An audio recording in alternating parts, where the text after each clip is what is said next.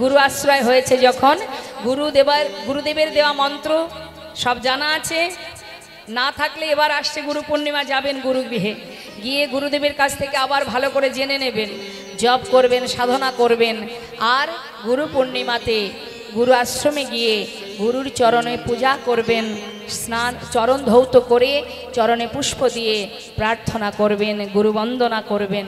প্রত্যেকেই যাবেন আপন আপন গুরু আশ্রমে, গুরুকুলে। কেমন? শাস্ত্রে বৈষ্ণব মহাজন বললেন, জীবের নিস্তার লাগে নন্দসুত হরি, ভুবনে প্রকাশ এলেন গুরু রূপ ধরি। এই জগৎ মাঝারে কেউ তোমায় বলবে না, ওগো এই পথে যেও না, এই পথে গেলে গোবিন্দ পাবে। কেউ বলবে না, একজনই বলবে, সে হচ্ছেন গুরুদেব। হরিবল হরিবল। লক্ষ্য করে দেখবেন মা, 5 জন রমণী এক জায়গায় হলে কিন্তু ভগবত কথা হয় না, হয়? 5 জন পুরুষ এক জায়গায় হলে ভগবত কথা হয় না। কোথায় হয়? সাধুর বাজারে হয়। আর কোথায় হয়? গুরুগৃহে, গুরুকুলে। যদি আপনি কখনো গুরু আশ্রমে যান, গুরুদেবের কাছে যতটুকু সময় বসবেন, 5 মিনিট হোক আর 5 ঘন্টা হোক, দেখবেন তার মুখে কৃষ্ণ নাম ছাড়া, কৃষ্ণ পরিবারের কথা ছাড়া আর কোনো আন কথা আপনি পাবেন না। নিতাই গৌর হরি বল। তাই তো মহাজন বললেন, ব্রহ্মাণ্ড ভ্রমিতে ভ্রমিতে যদি কোনো ভাগ্যবান জীব গুরু কৃষ্ণের প্রসাদে পায় ভক্তিলতা বীজ, মালি হয়ে সেই বীজ করে অর্পণ, শ্রবণে কীর্তনে জলে করায় সিঞ্চন। ক্রমে ক্রমে বাড়ে লতা ব্রহ্মাণ্ড ভেদি যায়, বিরজা ব্রহ্মাণ্ড ভেদি পরম ব্রহ্ম পায়। তদুপরি যায় লতা গোলক বৃন্দাবন, শ্রীকৃষ্ণ চরণ কল্প বৃক্ষে করায়।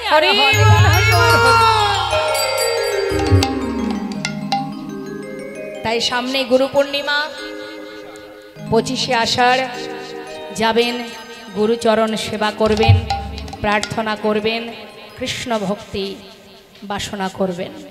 ঘোর কলিযুগে ভগবত কৃপা লাভ করা অতি সহজ উপায় আছে।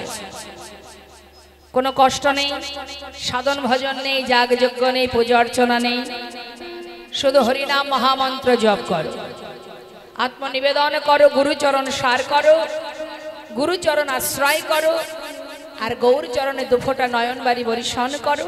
কত সহজ পদ্ধতি, কত সহজ উপায় কলিহত জীবে। আর এত সহজ উপায় পেয়েছি বলেই হয়তো আমরা সহজের যে সম্পদ লাভ করা যায় সেটাকে চিনতে পারছি না, এতটা নয়।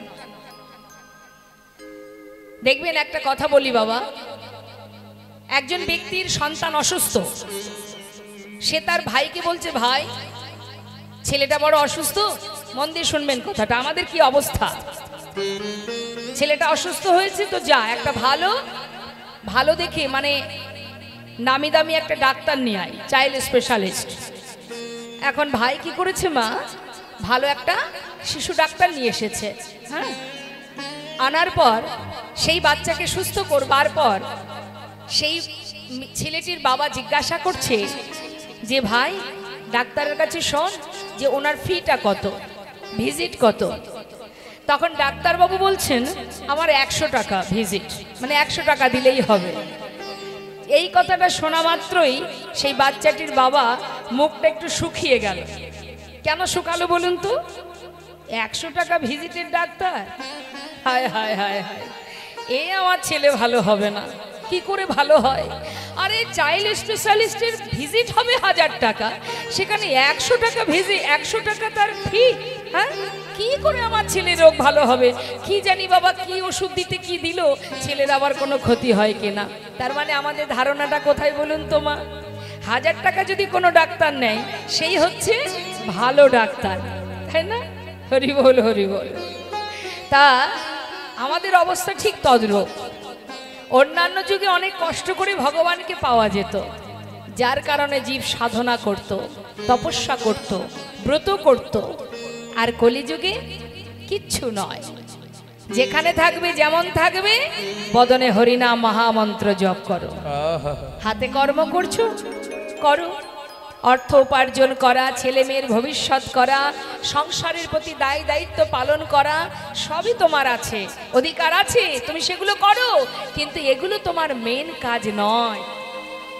এগুলো শুধুমাত্র আমাদের দায়িত্ব, এগুলো ডিউটি, এগুলো পালন করতে হবে আমাদের, যেহেতু সংসারের মধ্যে পড়েছি।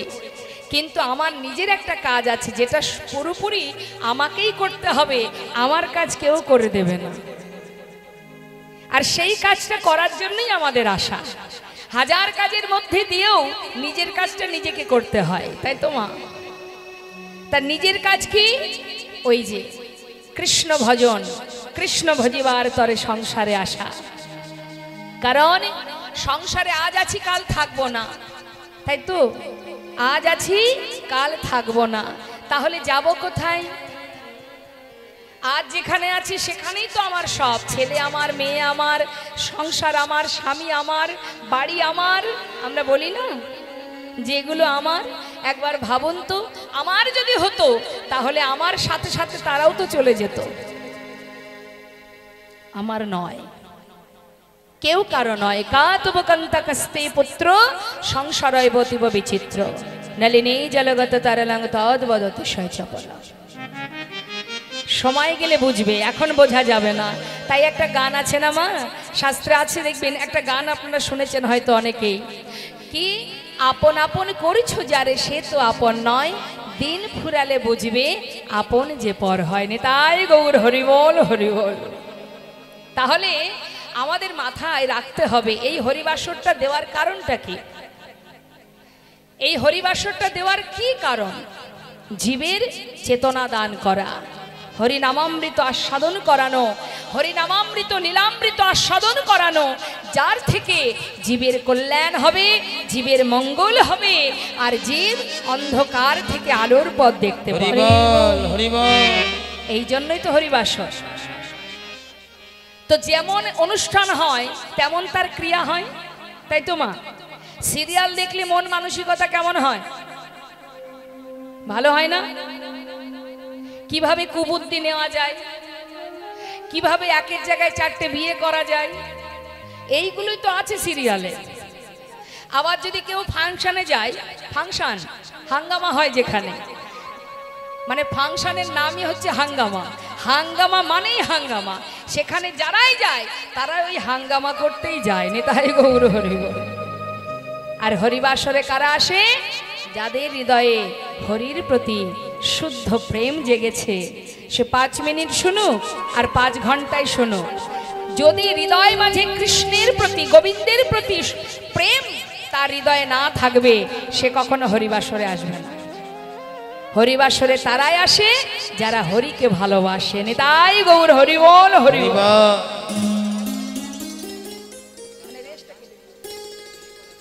তা সেই হরিবাসরে হরি কথা, কৃষ্ণ কথা শ্রবণ করা মানেই আমাদের চিত্ত শুদ্ধ হওয়া। হ্যাঁ, চিত্ত শুদ্ধ করাই হলো এই হরিবাসর। নিজেকে জানা, নিজেকে চেনা। শাস্ত্রে বললেন ঘোর কলিযুগে কলি মহারাজ এমনভাবে কলিহত জীবকে মায়ার আবরণে আচ্ছাদন করে আছে, এখান থেকে উদ্ধারের আমাদের একটাই পথ। না আছে সাধন ভজন, না আছে যাগযজ্ঞ, না আছে পূজা অর্চনা। কি? বদন ভরে হরি নাম করো। হরের নাম হরের নাম হরের নাম কেবলম কল নাস্তেব নাস্তেব নাস্তেব গতির অন্যথা। নাম ছাড়া কলিজীবের গতি নাই, গতি নাই, গতি নাই। যেখানে থাকো অপবিত্র পবিত্র বা সর্ববসঙ্গত বিবা, যা সারি পুণ্ডরীকাক্ষ সবার জভ্যন্তর সূচি। আস্তে কি হয়েছে মা? আস্তে আস্তে আস্তে কথা নয়। কি বলছে? বললেন হরিনাম ছাড়া কলিজীবের গতি নাই। নাম করো। হরিনাম করলে কি হয়? চিত্ত শুদ্ধ হয়। আর কি হয়? অজ্ঞানতার অন্ধকার দূরীভূত হয়, হাজার হাজার পাপ রাশি দূরীভূত হয়। কলিযুগে যদি কেউ হরিনাম করে তাতেই সে উদ্ধার হয়ে যায়। কারণ কলিযুগে পূজা অর্চনাও নেই, ধ্যান তপস্যা নেই, যাগযজ্ঞ নেই, শুধুমাত্র মহামন্ত্র জপ। আজ আমার হরিদাস ঠাকুর, যিনি দিনে 3 লক্ষ হরিনাম করতেন, মাসে 1 কোটিরও বেশি, তিনি হরিনাম করেই হরির চরণ লাভ করেছিলেন। একবার চিন্তা করুন, কলিযুগে আমাদের সময় খুবই কম, কলিহত জীবের পরমায়ু বেশি দিন নয়, আস্তে 100 বছর পরমায়ু কলিজীবের, তাও 100 বছর হয়তো নাও থাকতে পারি। কে জানে কতটুকু সময় আছে, কেউ বলতে পারবে? কেউ জানে না। কিছুদিন আগেই তো দেখলেন একটা দুর্ঘটনা ঘটে গেল, বিমান দুর্ঘটনা। কত স্বপ্ন ছিল তাদের জীবনে। আহমেদাবাদ, চিন্তা করে দেখুন একবার, সেখানে একটি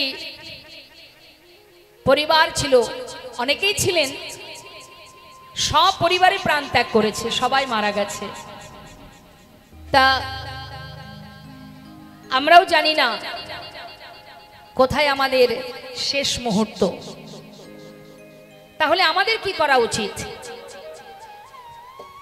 যত সময় দেহে প্রাণ আছে, যিনি বিপদ ভঞ্জন মধুসূদন, তাকে স্মরণ করা, তার নাম জপ করা। তার জন্য আলাদা করে স্থান কাল পাত্র প্রয়োজন নেই। শাস্ত্রে বললেন, যখনই হরিকে স্মরণ করবে, হরিকে স্মরণ করা মাত্রই সেই মুহূর্তেই তোমার ভিতর বাহির পবিত্র হয়ে যাবে। তাহলে মা, নিঃশ্বাসের তো বিশ্বাস নেই, এখন আছে, একটু পরে নাও থাকতে পারে। আগে জানো তুমি কে, তোমার পরিচয় কি? কি আমার পরিচয়? আমি কে? আমার ঠিকানা কোথায়? আমি কোথা থেকে এসেছি, আবার যাব কোথায়? এগুলো জানতে হবে। যে ঠিকানায় বর্তমানে আছি, এটা তো আমার ঠিকানা নয়। আস্তে একবার গভীরভাবে এগুলো চিন্তা করতে হবে। যে ঠিকানায় আমরা বসবাস করছি, সেটাই কি আমার ঠিকানা? কি বলেন আপনারা? দুদিনের জন্য এই ঠিকানা একদিন ত্যাগ করে চলে যেতে হবে আমার নিজের ঠিকানায়। তাই তো শাস্ত্রে বলছে, সময় করিয়া পথটি ধরিয়া যেবা চলে দ্রুত গতি, সময়ের শেষে অনায়াসে সেজনে চলে যায় আপন বাসতে। করুণাময় গৌর হরি কলিহত জীবের ঘোর কলির দুর্দশা দেখে তিনি নিজে ভক্তরূপে জীবের সাহায্য করবার জন্য, জীবকে উদ্ধার করার জন্য তিনি বললেন, ওরে জীব, কিচ্ছু করতে হবে না, দুটি বাহু তুলে আত্মনিবেদন করো আর দুফোঁটা নয়নবাড়ি বরিশন করো, বদনে হরি বল বলো। তার জন্য তাকেও অনেক আঘাত সহ্য করতে হয়েছে মা, শ্রীধাম নবদ্বীপের মাঝে। কিন্তু ধর্মের জয় তো চিরকাল। তিনি জীবকে উদ্ধার করবার জন্য অহরহ নিজে আচরণ করে হাতে ধরে পায়ে ধরে হরি নাম দিয়েছে। ওরে জীব, সময় গেলে আর পাবি না, একবার হরি বল বল, হরি বল, হরি বল। দেখুন কলিহত জীবের কি অবস্থা, একটু ছোট ছোট করে বলি, মন দিয়ে শুনুন।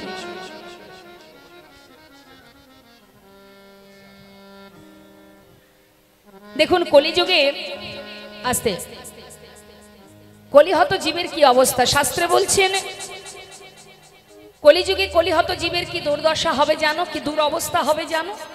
সচ্চ কাহে তোমারে লঠা ঝুঠ জগৎ ভোলায়, গৌরস গলি গলি ফিরি সুরা বৈঠল বিকায়। गाभी को दोहे कुत्ता को पाले बाछुरी रह जाए भूखा, संबंध को अच्छा खिलाए लेकिन बाप रह जाए भूखा। चोर के छाड़े साधु के बंदे पथिक को लगाए फांसी, हाय रे कलियुग तेरी तमाशा दुख लागे और हासि। কথাগুলো বলবো, একটু মন দিয়ে শুনবেন মা। সচ্চ কাহে তোমারে লঠা, কলিযুগে সত্য কথা বললে তা শান্তি আছে? চোখের সামনে যে যত বড় অপরাধী করুক না কেন, যদি দেখেছেন কেউ অন্যায় করছে, সেখানে গিয়ে প্রতিবাদ করলেই বিপদ, বরং পিছন ফিরে আপনি চলে যাবেন, এক পাও সেখানে আর দাঁড়াবেন না, কারণ সত্য কথা বললে বিপদ। কলিযুগে যার মুখ দেখা উচিত নয়, যাকে ঘৃণা করা উচিত, কলিহত জীব বর্তমান কলিযুগে যার মুখ দর্শন করলে দিন খারাপ যাবে, তার কাছেই মাথা নত করে জীবকে চলতে হবে। কিন্তু যাদেরকে দর্শন করা উচিত, যাদের সম্মান করা উচিত, তারা সম্মান পায় কলিযুগে। কারা? সাধুগুরু বৈষ্ণবকে সম্মান করে বর্তমান কলিযুগ জীব কি করে? বরং দেখলেই কি বলে, হরে কৃষ্ণ হরে কৃষ্ণ, ঠাট্টা করে, ব্যঙ্গ করে, তাই না? তিরস্কার করে। লক্ষ্য করে দেখবেন মা বাবার কথা সন্তান শোনে না, বরং সন্তানের কথায় মা বাবাকে চলতে হয়। লক্ষ্য করে দেখবেন গুরুর কথা শিষ্য শোনে না, শিষ্যের কথায় গুরুকে চলতে হয়। দেখবেন স্বামীর কথায় স্ত্রী শোনে না, স্ত্রীর কথায় স্বামীকে চলতে হয়। এটা ঘোর কলির দশা। আমাদের যে কি দুর্দশা একবার ভাবার বিষয়, গভীরভাবে চিন্তা করুন। এগুলো একটাও ভালো লক্ষণ নয়। কি বললেন? ঝুট হয় জগৎ ভোলায়। ঝুট মানে মিথ্যা, অত্যাচার, অনাচার, দুরাচার, পাপাচার, ব্যভিচার জগৎটাকে ছেয়ে রেখেছে। তাই তো করুণাময় গৌরহরি বলেছিলেন, ঘোর কলিযুগে জীব পাপে আচ্ছন্ন হইয়া ব্যভিচারী হইবে জীব মায়া মোহে পড়িয়া। শোনো হে নারদ, আমি সেই জীব উদ্ধারিতে আপনি অবতীর্ণ হব এই নদিয়াতে। তার মানে আমাদের দুরবস্থা দেখে করুণাময় এসেছেন, আর তাকে ডেকেছেন কে? ভক্ত। কোন ভক্ত? অদ্বৈত আচার্য প্রভু। নিতাই গৌর হরি বল। এটা তো একটা কারণ মা। আর একটা কারণ কি দেখবেন, আমরা নিজের মা বাবাকে খেতে দিই না। অনেক পরিবারে আছে, সবার কথা বলবো না, অধিকাংশ জায়গায় বেশিরভাগ নিজের মাতা পিতাকে খেতে দিতে গেলে যেন অনেকটা চাপ মনে হয়, বোঝা হয়ে দাঁড়ায়, ভাগাভাগির ব্যাপার হয়ে যায়, তাই না? হরি বল। কিন্তু শাস্ত্রে বললেন সম্বন্ধ কো আচ্ছা খিলে লেকিন বাপ রহে যায় ভোখা। বাড়িতে যদি কোনো আত্মীয় স্বজন আসে, বন্ধু বান্ধব আসে, কিভাবে খুশি করব তাই নিয়ে সারাদিন ব্যস্ত থাকি, কিন্তু মা বাবার জায়গা হয় বৃদ্ধাশ্রমে। যারা দিনের পর দিন সন্তানকে নিজে না খেয়ে খাওয়িয়েছে, নিজে না ঘুমিয়ে ঘুম পড়িয়েছে, হাতে ধরে মানুষ করেছে, হাঁটতে শিখিয়েছে, বলতে শিখিয়েছে, সেই মা হয়ে গেছে শেষ জীবনের বোঝা। আর সেই মায়ের জায়গা কোথায়? মা, বিদেশে চাকরি করছি, বারবার তোমার কাছে আসতে পারবো না, বরং তুমি বৃদ্ধাশ্রমে তোমার জন্য একটা রুম ভাড়া করে দেব, হাজার হাজার টাকা দিয়ে রেখে দেব, খাবে দাবে ভজন করবে, ওইখানে থাকবে, তোমার চিন্তা নেই মা, আমি মাসে মাসে টাকা পাঠিয়ে দেব, তুমি ভালো থাকো, ভজন করো। ছেলে আমার পরিবার নিয়ে বিদেশে, আর মা রইলেন বৃদ্ধাশ্রমে, পিতা রইলেন বৃদ্ধাশ্রমে। বলুন তো মা, সন্তানকে মানুষ করা হয় কি জন্য? শেষ জীবনে বৃদ্ধাশ্রমে থাকার জন্য? ছেলে মেয়েকে মানুষ করা হয় কেন? কলিযুগের কি অবস্থা দেখুন। মা বাবা কি চায়? শেষ জীবনে কি চায়? টাকা চায়, অনেক বিশাল সুখ চায় না, শুধু তার পরিবার, তার সন্তান, সবার কাছে একটু ভালোবাসা, তাই না? সেখান থেকেও কলিহত জীব বঞ্চিত। তাহলে মা ভাবছো তুমি কার জন্য, কার কথা চিন্তা করছো? তোমার কথা সে ভাববে না। কাকে আপন মনে করছো? একবার চিন্তা করো, আপন যাকে ভাবছি সে কি সত্যি আমার আপন? হা হা। তাই তো শাস্ত্র বারবার বলছে, ওরে কাতব কান্তা কস্তে পুত্র সংসারয় বতিব বিচিত্র নলিনে জলগত তরলাং তদ্বদতি সচপল। পদ্ম পাতার ওপরে জলের বিন্দু যেমন টলমল করে মা, দূর থেকে দেখলে মনে হয় না এই মনে হয় পড়ে গেল। যদি কখনো পড়ে যায়, পদ্মের পাতায় জলের দাগ থাকে কিছু? তা যাদের জন্য আপনার জীবনে কৃষ্ণ বলার, হরি বলার, ভগবত সেবা দেওয়ার সময়টুকু খুঁজে পাচ্ছেন না, যার সুখের জন্য লক্ষ্য করে দেখবেন, যেদিন আপনার হৃদয় পদ্মের পাতা থেকে প্রাণ পাখিটা উড়ে চলে যাবে, বেশি দিন নয়, মাত্র কয়েকদিন, তারপরে আর দাগ থাকবে না। হৃদয় পদ্মের পাতায় প্রাণরূপ জলের বিন্দু টলমল করছে, কখন পড়ে যাবে কেউ জানে না। পড়ে যদি যায়, তোমার সঙ্গের সাথী কেউ হবে না, তোমার সাথী একজনই হবে, যার কথা দিন অন্তে একবার ভাবার সময় আমাদের হয়নি। সঙ্গের সাথী যাবে কে? মধুমাখা হরিনাম, আর কেউ সঙ্গে যাবে না। যাবে? যাবে না। তাই তো বলছে, হাই রে কলিযুগ তেরি তামাশা, দুঃখ লাগে আর হাসি। কখনো কষ্ট পায়, কখনো দুঃখ পায়, আবার কখনো হাসি পায়। ঘোর কলির দুর্দশা দেখে। তথাপিও মহাজন বললেন, ধন্য কলিযুগ ধন্য, অবতীর্ণ আমার শ্রী চৈতন্য। যে কলির এত দোষ, তাকে কেন বারবার ধন্য বলছেন বৈষ্ণব? কারণ আছে মা, দেখবেন যার যত দোষী, কারোর যদি অতিরিক্ত দোষ থাকে না, তার একটা হলেও ভালো গুণ থাকে। কি গুণ? কলিহত জীবের অনেক দোষ, তথাপিও শাস্ত্রে বললেন যে এই কলিযুগে, ঘোর কলিযুগের একটা মাহাত্ম্য আছে। জীব যত পাপই করুক না কেন, একবার যদি দুটি বাহু তুলে হরি বল বলতে পারে, হাজার হাজার অপরাধ দূরীভূত হয়ে যায়। হরি বল, হরি বল। যার নাম জপ করছি মা, সেই তো পথ দেখিয়ে নিয়ে যাবে। এখন গৌর হরি বেশ কিছু দূরে চলে গেছে, মানে অনেক দূরে এগিয়ে গেছে। যেই না এগিয়ে গেছে, পিছনে পড়ে গেছে ভক্তগণ। ভক্তরা ভাবছে সর্বনাশ, প্রভু যদি আগে আগে যায়, আমরা তো পথ ঘাট চিনি না, যদি পথ ভুলে যাই। পিছন থেকে ডাকছে, দয়াময় ও প্রভু, ও গৌর হরি, গৌর হরি। চিৎকার করে ডাকছে। যেই না ডাক দিয়েছে মা, সঙ্গে সঙ্গে গৌর হরি দাঁড়িয়ে পড়েছে। চিৎকার করে বলছে, একটু দাঁড়াও না। তাহলে মা, এই লীলার সাথে সাথে আমরা কিন্তু একটা জিনিস বুঝলাম, যে যদি কেউ মনে প্রাণে প্রভুকে ডাকে, ভগবান ভক্তের জন্য অপেক্ষা করে। ভক্ত হতে হবে, তাই না? আমরা যদি একটু ভালোবাসি, একটু যদি ভালোবাসি, মনে মনে আমাদের এত গর্ব হয় যেন আমরা ভেবে উঠি আমি বড় ভক্ত। অত সহজ? একবার চিন্তা করে দেখুন,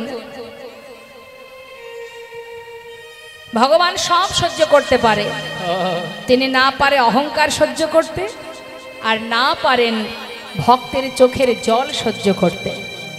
আর সব সহ্য করতে পারেন। কেউ কাঁদলে তিনি চুপচাপ থাকতে পারেন না, তার চিত্ত চঞ্চল হয়ে যায়। আর কেউ যদি অহংকার করে, তবে প্রভু অস্থির হয়ে যায়। তার প্রমাণ মহাভারত।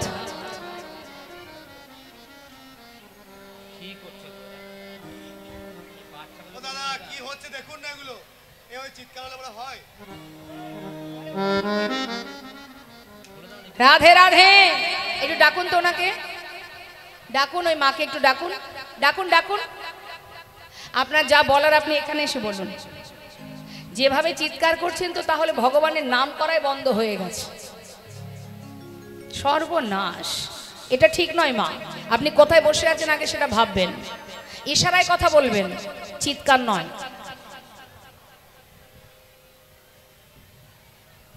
এখানে কোথায় আছেন, এই পরিবেশটা কি, এখানে কি করা উচিত, সেগুলো আগে জানতে হবে, তারপরে আসলে এসে বসতে হবে। প্রয়োজন হয় আপনি উঠে যাবেন, সমস্যা মিটিয়ে আসবেন। হরিবাসরের মাঝখানে বসে চিৎকার করে কাউকে ডাকবেন না।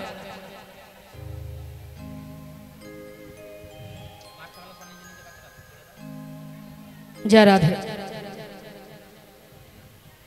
আস্তে, আমি বারবার বলছি, চরণ ধরে মিনতি করছি। এই কারণেই তো মা শাস্ত্রে বললেন, ঘোর কলিযুগে ঘরে ঘরে হবে নাম সংকীর্তন, তথাপিও জীবের হবে নরকে গমন। কেন বলুন তো? এই কারণে আমাদের মনোযোগ নেই তো। আমরা এত অর্থ ভিক্ষা করে, কমিটির এখানকার যারা কর্মকর্তা আছে, সে ভক্তরা একটু একটু করে জীবের দ্বারে দ্বারে তিল তিল করে অর্থ জোগাড় করে এই হরিবাসরের আয়োজন করেছে। কি জন্য করেছে? জীবের মঙ্গল, সমাজের মঙ্গল হবে এই হরিনাম কৃষ্ণ নাম, এই লীলা কথা শ্রবণ করলে। মিনতি করছি বারবার। অপরাধ অনেক রকমের হয়, 64 প্রকারের অপরাধ আছে। ভগবান সব অপরাধ ক্ষমা করে দেন, দুটো অপরাধ ক্ষমা করেন না। এক নাম অপরাধ, আর এক হলো বৈষ্ণব অপরাধ। ক্ষমা করেন না নয়, ক্ষমা করতে পারেন না, তার ক্ষমতার বাইরে এটা। হ্যাঁ, বৈষ্ণব অপরাধ, বৈষ্ণব চরণে অপরাধ, যার ক্ষমা একমাত্র সেই বৈষ্ণবই করতে পারবেন, ভগবান পারবেন না। আর হরিবাসরে কথা বললে হয় নাম অপরাধ। শুনবো না ঠিক আছে, এমন কিছু করব না যে পাপ দূরে যাওয়া পড়ে থাক আরো জড়িয়ে যাক, এটা করা যাবে না। আজ ভক্তগণকে নিয়ে প্রভু যাচ্ছেন, আর গৌরহরি দাঁড়িয়ে আছেন ভক্তদের জন্য। ভক্তরা আসা মাত্রই প্রভু বললেন, ভক্ত তাড়াতাড়ি চলো। এমন ভাবে গেলে হবে? অনেক পথ যেতে হবে, নানা তীর্থ ঘুরতে হবে, চলো তাড়াতাড়ি। হঠাৎ গোবিন্দ ঘোষের কাছে এসে বলছে, গোবিন্দ, সর্বস্ব পরিত্যাগ করে আমার সঙ্গী হয়ে আজ আমার সঙ্গে তীর্থে চলেছ, তোমার মনে আর কোনো বাসনা আছে? থাকলে বলতে পারো। করজোড়ে বললেন গোবিন্দ ঘোষ, প্রভু বাসনা তো আমার আছে। কি বাসনা গোবিন্দ? কি তোমার মনে বাসনা? প্রত্যেকটি জীবের মনে বাসনা থাকে, আমার থাকবে না? সত্য কথা, সবারই তো বাসনা থাকে মা। তো বাসনা কি বাসনা গোবিন্দ? বলে উঠলেন প্রভু, আমার মনে বাসনা কি জানো? বৃন্দাবনে যাব, যুগল দর্শন পাবো। কি অপূর্ব বাসনা! হ্যাঁ, কত সুন্দর বাসনা। গৌরহরি গোবিন্দকে বুকে জড়িয়ে ধরেছে। ও গোবিন্দ, তোমার মনে যা বাসনা, আমারও তো সেই একই বাসনা, যুগল দর্শন পাওয়ার বাসনা। বেশ বেশ প্রভু, ভক্তগণকে নিয়ে যাচ্ছে মা। কি পরীক্ষা দেখুন, পদে পদে ভগবান ভক্তকে পরীক্ষা করতে করতে তার সমস্ত পাপ তাপ দূরীভূত করে তাকে গোবিন্দ সেবার খাঁটি প্রসাদ তৈরি করে নেন। এই যে গোবিন্দ, চলো আমরা সবাই মিলে বৃন্দাবনে যাব, যুগল দর্শন পাবো। ভক্তগণকে নিয়ে প্রভু যাচ্ছেন, কিন্তু হলো কি মা, আবার বেশ কিছুটা দূরে এগিয়ে গেছে। যেই না এগিয়ে গেছে, ভক্তরা বলছে, দেখেছো কাণ্ড, আবার চলে গেল। এক ভক্ত যার নাম জগদানন্দ, সে বলছে, দাঁড়া দাঁড়া দাঁড়া, আরে বাবা যাচ্ছে যাক না প্রভু, তিনি তো জানেন যে আমরা পশ্চাতে আছি।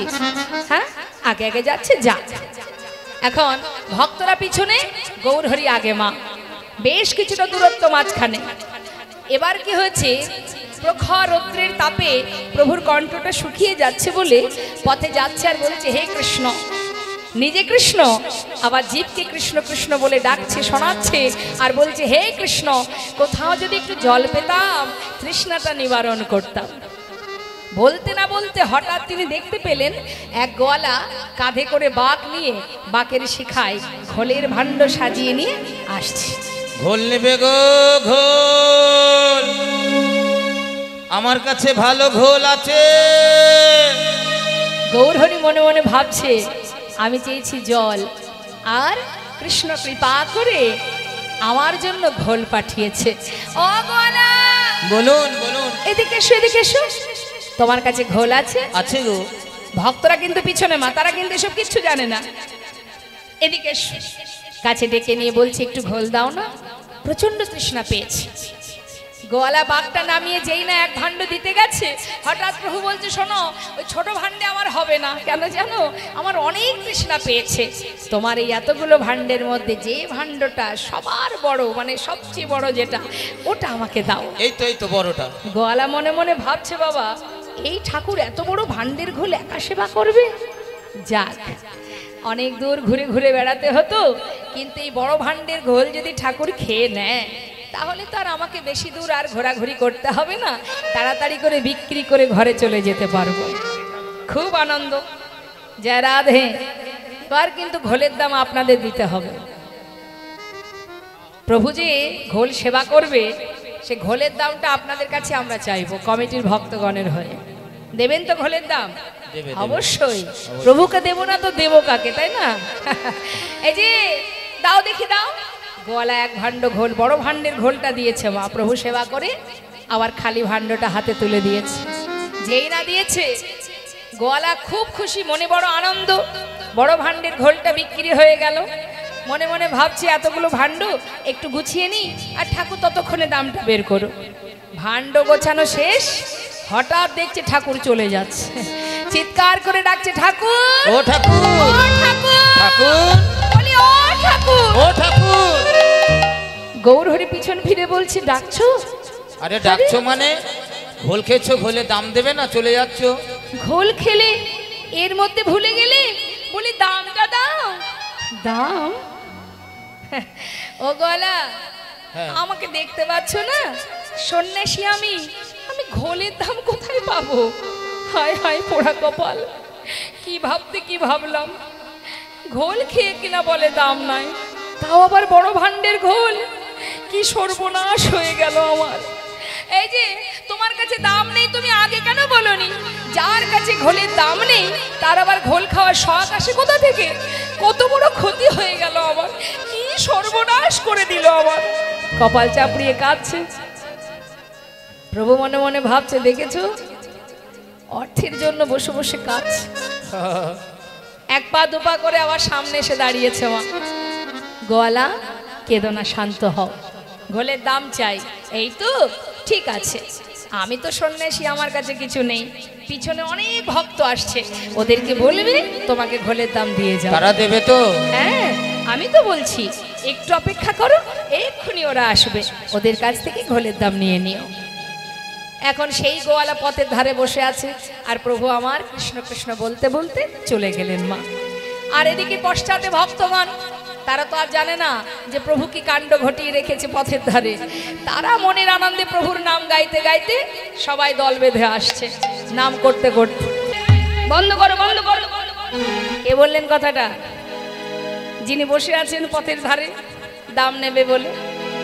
ভক্তরা সবাই থমকে দাঁড়িয়েছে। কি ব্যাপার? কে তুমি? একেবারে পথের মাঝখানে বসে আছো, কি চাই তোমার? গোয়ালা বলছে, অনেকক্ষণ বসে আছি, দেখো বাপু আমাকে দামটা দাও, আমি যাই। দাম? কিসের দাম? ঘোলের দাম। ঘোলের দাম? কে খেয়েছে তোমার ঘোল? আমি চিনি না তাকে। তোমাদের সঙ্গের সঙ্গী। আমাদের সঙ্গের সঙ্গী? একে অপরকে জিজ্ঞাসা করছে। ওই গোয়ালার কাছ থেকে ঘোল খেয়েছো নাকি? ও গোয়ালা তো খাইনি। এই তুমি খেয়েছো? এই তোমরা খেয়েছো? ও মা আপনারা খেয়েছেন? হ্যাঁ খাননি? তাহলে শুধু শুধু ঘোলের দাম কেন দেব? গোয়ালা বলছে, বললাম তো ঘোল খেয়ে বলে কিনা দাম নাই। হ্যাঁ হ্যাঁ, না আমি চিনি না তাকে। না তাও জানি না। সেটা একটু হ্যাঁ জয় রাধে। এবার কিন্তু যাচ্ছে ভক্তগণ আপনাদের কাছে ঘোলের দাম নিতে। ভক্তরাই তো দিয়েছিল ভগবানের ঘোলের দামটি। হ্যাঁ আজ আপনারা দেবেন। যাচ্ছে ভক্তগণ ভগবত সেবার তরে, রাধা মাধবের সেবার জন্য, গোবিন্দ সেবার জন্য। তবে এই 1 টাকা 2 টাকায় কিছু হয় না, আপনারা ভালো মতোই জানেন। ভগবানের সেবা দেওয়ার সময় যেন কৃপণতা করবেন না। কেমন? ভক্তি ভরে দান করবেন, মন থেকে দান করবেন। বলো না না না না। হ্যাঁ পারবো, একটু একটু বলে দিই। আচ্ছা বলো দেখি, দেখতে কেমন? দেখুন কথা বলবেন না মা। বসুন বসুন, উঠে আসার কিছু নেই, বসুন। ওনাকে বসতে বলুন, বসতে বলুন, বসুন।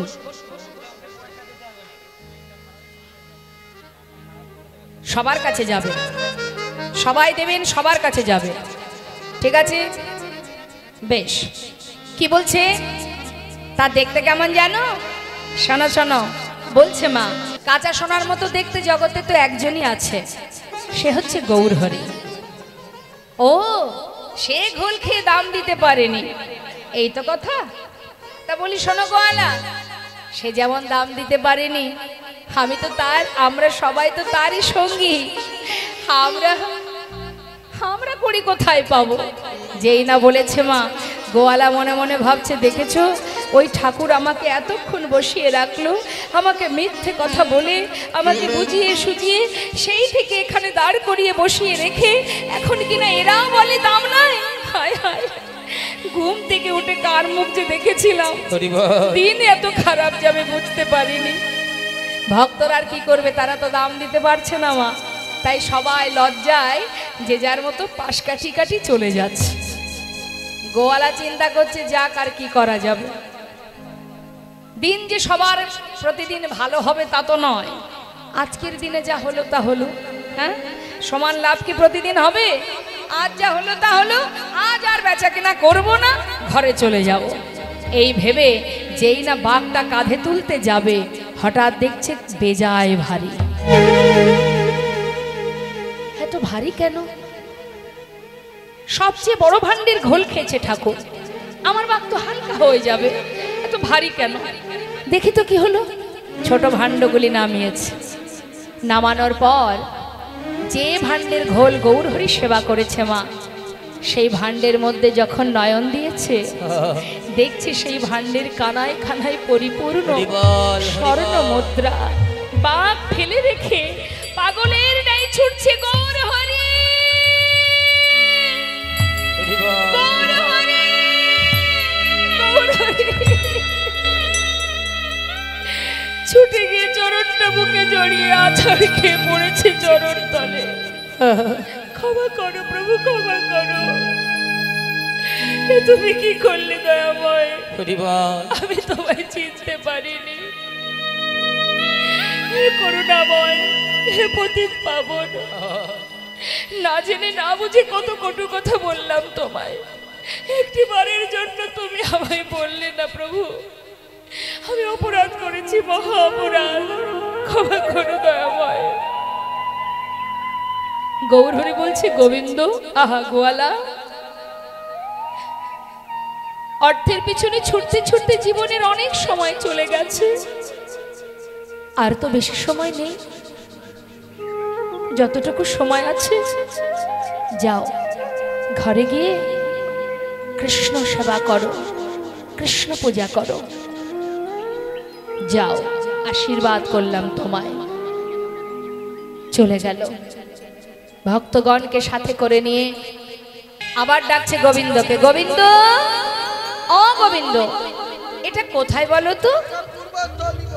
সে কি, আমরা পূর্বস্থলীতে এসেছি। ওমা, পূর্বস্থলী তো বেশি দূর নয়, আপনারা জানেন, নবদ্বীপের পরেই পূর্বস্থলী। তাহলে নীলাচল থেকে প্রভু বেশ কিছুদিন হয়েছে যাত্রা করেছেন, আর এসে পৌঁছালেন কোথায়? পূর্বস্থলীতে। আর পূর্বস্থলীতে যেই না তিনি এসেছেন, খবর চলে গেছে নবদ্বীপে। নদিয়াবাসী খবর পেয়েছে গৌরহরি পূর্বস্থলীতে, তাদের আর আনন্দ ধরছে না, সবাই যাচ্ছে গৌর দর্শনে। আর এদিকে গৌরহরি গোবিন্দকে পরীক্ষা করছে, গোবিন্দ এদিকে এসো। তুমি তো জানো বেশ কিছুদিন হলো যাত্রা করেছি, কোথাও তো এখনো বিশ্রাম করিনি, তা এই পূর্বস্থলীতে বিশ্রাম করব, আর তোমার কাজ হবে সবার জন্য সেবার ব্যবস্থা করা। যেই না বলেছে, গোবিন্দ ঘোষের মনে মনে একটু রাগ হচ্ছে। বাবা, আমার রাগটা কি? তুমি তো বললে প্রভু, তুমি বলেই খালাস হলে, কিন্তু একবারও ভাবলে না এত ভক্তের সেবার দায়িত্ব আমি একা কি করে বহন করব। কিন্তু যার ভাবনা তো সেই ভাবে। নিতাই গৌর হরি বল। যার চিন্তা তিনিই করেন। আমরা অনেক কিছুই ভাবি, তাই না? অনেক কিছু চিন্তা করি, কি হবে, কিভাবে কি করব, কিভাবে এটা হবে সেটা হবে। তুমি যতই ভাবাভাবি করো না কেন, ভাবার মালিক একজন আছে, তিনি যেটা ভাববেন তোমাকে সেটাই গ্রহণ করতে হবে। জীব কোটি বাঞ্ছা করে, তার যা ইচ্ছা সেই ফলই ধরে। হরি বল, হরি বল। শাস্ত্রে বললেন, ভাবছো বসে চলবে কিসে, তুমি ভাববার কে? যার ভাবনা সেই ভাবে, তুমি ভাবো তাকে। আমরা অনেক কিছু ভাবি, ভাবি এটা করব ওটা করব। বাড়ি থেকে বেরোনোর সময় বাবা মনে মনে ভাবি, আজকে এই যে বেরোচ্ছি 4টে কাজ করে ঘরে ফিরবো। এমন দুর্ভাগ্য, সেদিন দেখা গেল একটা কাজও আমাদের সম্পূর্ণ হলো না। কেন জানেন? তিনি চাননি তাই হয়নি। হ্যাঁ, আমরা তো নিমিত্ত মাত্র, জীব মাত্র, কিন্তু আমাদেরকে যিনি চালনা করছেন তিনি তো একেবারে নিরজনে বসে বসে আমাদেরকে আঙুলের মাথায় করে নাচাচ্ছেন। আর আমরা সবাই নাচছি। কখনো কখনো গর্ব করি, আমরা অহংকার করি, এটা আমি করেছি তাই হয়েছে, এটা আমি করব, ওটা আমি করব। তুমি কিচ্ছু করতে পারবে না তিনি যদি না করেন। হ্যাঁ, অনেকে গর্ব করে বলে বাবা, অহংকার করে বলে, শোনো এই বাড়ি আমি করেছি, আমি না করলে পেতে কোথায়? আমার দৌলতে পেয়েছো, বলে না, আমার জন্য হয়েছে। কিচ্ছু হয়নি তোমার জন্য, তোমার সুকৃতির ফলে তুমি পেয়েছো। তুমি যদি আবার সুকৃতির ফলে যে ফল, ভগবানের যে কৃপা লাভ করেছো, তার কারণে যদি তোমার ভিতরে অহংকার একবার এসে যায়, যেদিন যে মুহূর্তে তোমার ভিতরে অহংকার ঢুকে যাবে, জেনে রাখবে সেই মুহূর্ত থেকে তোমার একটু একটু করে সর্বনাশ হতে থাকবে। কারণ তিনি সব সহ্য করতে পারে, অহংকার সহ্য করতে পারে না। হ্যাঁ, তাই বৈষ্ণব মহাজন বললেন, আজ প্রভু আমার যেই না পূর্বস্থলিতে এলো, খবর চলে গেল নবদ্বীপে। নদিয়াবাসী সবাই যাচ্ছে গৌর দর্শনে, খালি হাতে কেউ যাচ্ছে না। কিছু কিছু জায়গা আছে যেখানে কিছু না কিছু নিয়ে যেতে হয়। যেমন প্রথম যখন বাচ্চাদের অন্নপ্রাশন হয়, হ্যাঁ, তখন কেউ খালি হাতে যায়? যার যেমন ক্ষমতা কিছু না কিছু সেই শিশুর মুখ দেখার জন্য নিয়ে যায়, তাই না? আবার যদি কখনো গুরুগৃহে যেতে হয়, মানে গুরু আশ্রমে গুরুকুলে যান, গুরুপাঠে গেলেও কিন্তু খালি হাতে যেতে নেই, আপনার সামর্থ্য অনুযায়ী কিছু না কিছু নিয়ে যাবেন। আবার যদি কখনো কোনো হরিবাসরে, কোনো ভগবত দর্শনে যান, কোনো মন্দিরে যান, কোনো তীর্থে যান, সেখানেও খালি হাতে যেতে নেই। এগুলো আমাদের উচিত, এগুলো আমাদের কর্ম। সেখানেও আমাদের কিছু না কিছু, তারই তো সম্পদ, তাকে দিতে আর সমস্যা কোথায়? প্রভু সেবার জন্য নিয়ে যেতে হয়।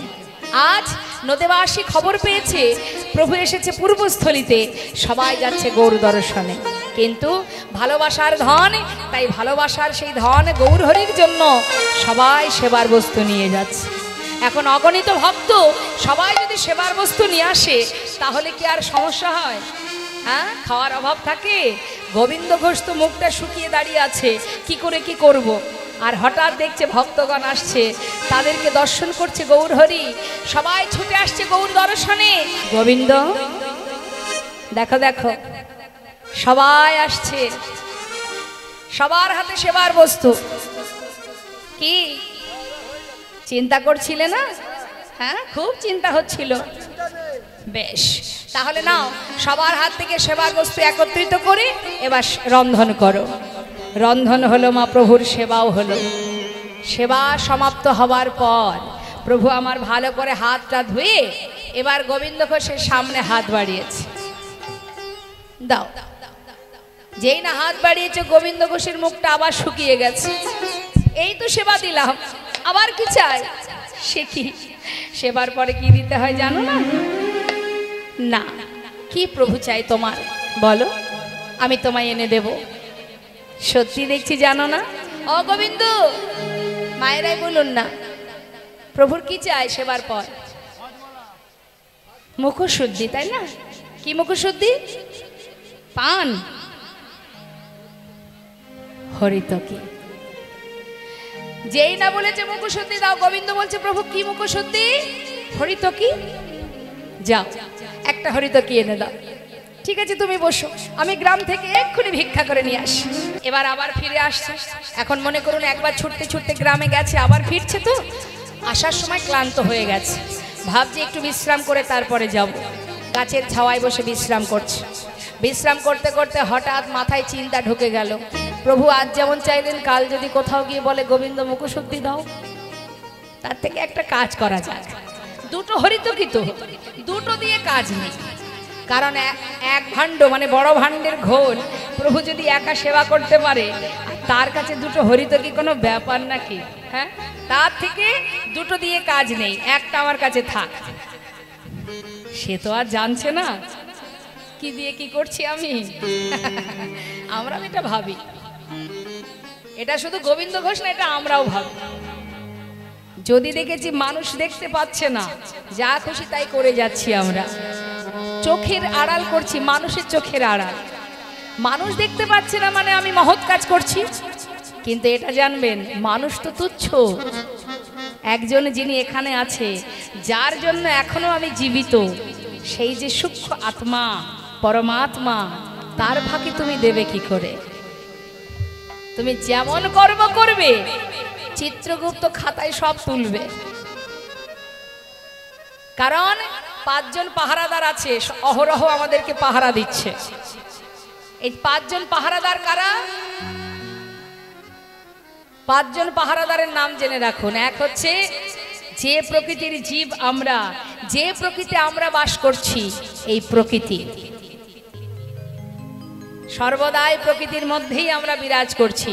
প্রকৃতির যে প্রান্তে যাবে প্রকৃতির চোখের ফাঁকি তুমি দিতে পারবে না। দুই, দিনের বেলা সূর্যদেব, রাত্রিবেলা চন্দ্রদেব। কটা হলো? তিনজন, আরো দুজন আছে। একজন হলো কাল অর্থাৎ সময়। সময় কারোর বন্ধু নয়, সময় কারোর সঙ্গে সহযোগিতা করবে না, সময় কারোর প্রিয় নয়। সময় সময়, কাল কাল, কালের কবলে পড়তে হবে। আর কাল, এই যে সময়, অহরহ তোমাকে দেখছে। সময় হলেই ফল তুমি পাবে। তাই জেনে রাখবেন, আমার কপালে কি আছে সেটা সময় বলে দেয়, তাই না? সময় জানিয়ে দেয়, সময়ের জন্য অপেক্ষা করতে হয়। তাহলে মা, সময়ের ফাঁকি আমরা দিতে পারবো না, মানে কালের ফাঁকি দিতে পারবো না। আর একজন আছে যিনি পরমাত্মা রূপে হৃদয়ে বসে আছেন, যার কারণে শ্বাস প্রশ্বাস চলছে। যে আছে এখানে তাই আমি আছি, সে যখন থাকবে না আমিও থাকবো না। তাহলে এই পাঁচজন আর ফাঁকি দিতে পারবো না। আর এই পাঁচজন আমি যেমন কর্ম করব, এই পাঁচজনের কথা মতো চিত্রগুপ্ত তেমন খাতায় তুলবে। আর তার জন্য আমাদেরকে ফলের বোঝা ঘাড়ে করে বয়ে নিয়ে যেতে হবে। সেটা সুফল হতে পারে, কুফলও হতে পারে। যেমন কর্ম, সুফল হলে সুফল, আর কুফল, কুকর্ম করলে কুফল, তাই না? তা এর ফাঁকি দেওয়া যায় না। এখন তিনি যে যেটা মানে গোবিন্দ ঘোষ যেটা রেখেছে নিজের কাছে, ভাবছে কাল প্রভু যেই চাইবে সেই দিয়ে দেব। কিন্তু এই যে একটা নিজের কাছে গুছিয়ে রাখলেন মা, তিনি তো জানতে পারলেন অন্তরে যে ভক্ত আমার প্রতি ভরসা করতে পারলো না, তাই সঞ্চয় করে রাখলো। এবার দেখুন এর ফল কি হতে পারে। কিছু না বলে কিছুক্ষণ পর প্রভু বললেন, ভক্ত আর দেরি কেন? একটা হরি তোকে দিয়েছে, গৌর হরিকে, আর একটা নিজের কাছে রেখে দিয়েছেন মা। আর সেই একটা হরি তোকে সেবা করবার পর প্রভু আমার ভক্তগণকে নিয়ে আবার যাত্রা করলেন। যাচ্ছে, এবার কোথা থেকে যাচ্ছে? ওই যে পূর্বস্থলী, সেখান থেকে যাত্রা করেছে। এটা কোথায় বলো তো? আচ্ছা আচ্ছা, এখানেই তোমার বাসস্থান। শোনো গোবিন্দ, তাহলে আর কোথাও যেয়ে লাভ নেই, এখানেই থাকি, এখানে সেবার ব্যবস্থা করো। ঠিক তার পরের দিন মা, অগ্রদ্বীপ বেশি দূর নয় পূর্বস্থলী থেকে, এখন অগ্রদ্বীপে এসে বলছে, শোনো ভক্ত, সেবার ব্যবস্থা করো। কারণ তিনি যেটা মনে মনে ভেবে রেখেছেন, এবার তো সেই ভাবনাটা পরিপূর্ণ করবেন। বলছে, ভক্ত দেরি না করে রন্ধন করো, সেবার আয়োজন করো। সেবা হলো মা। সেবার পর প্রভু কি করলেন? গোবিন্দ ঘোষের কাছে হাত বাড়ালেন, দাও। যেই না হাত বাড়িয়েছে, মুখশুদ্ধি দাও বলেছে মা, গোবিন্দ ঘোষের তো আনন্দ ধরছে না, কারণ তার কাছে তো সব কিছু রাখা আছে। একেবারে গদগদ ভাবে বলে উঠলেন, আমি তো জানি তুমি চাইবে, এক্ষুনি দিচ্ছি, দাঁড়াও দাঁড়াও। নিজের কাছে যেটা রেখেছিলেন মা, তাড়াতাড়ি করে সেটা প্রভুকে দিতে গেলেন। এই নাও ধরো। গৌর হরি বলেন, গোবিন্দ একটু দাঁড়াও। কাল যখন মুখশুদ্ধি চেয়েছিলাম, তুমি কিন্তু চাইবা মাত্রই দিতে পারোনি, বিলম্ব হয়েছিল তোমার। আজ এত তাড়াতাড়ি কোথায় পেলে তুমি? ও দয়াময়, আমি কাল দুটো হরি তোকে ভিক্ষা করেছিলাম, আমি জানি তুমি আর চাইবে, সেই কারণে আমি দুটো হরিতকি থেকে একটা নিজের কাছে রেখে একটা তোমায় দিয়েছিলাম। আজ তুমি যেই চেয়েছো সেই তো দিলাম, ভালো করিনি আমি? চমৎকার গোবিন্দ,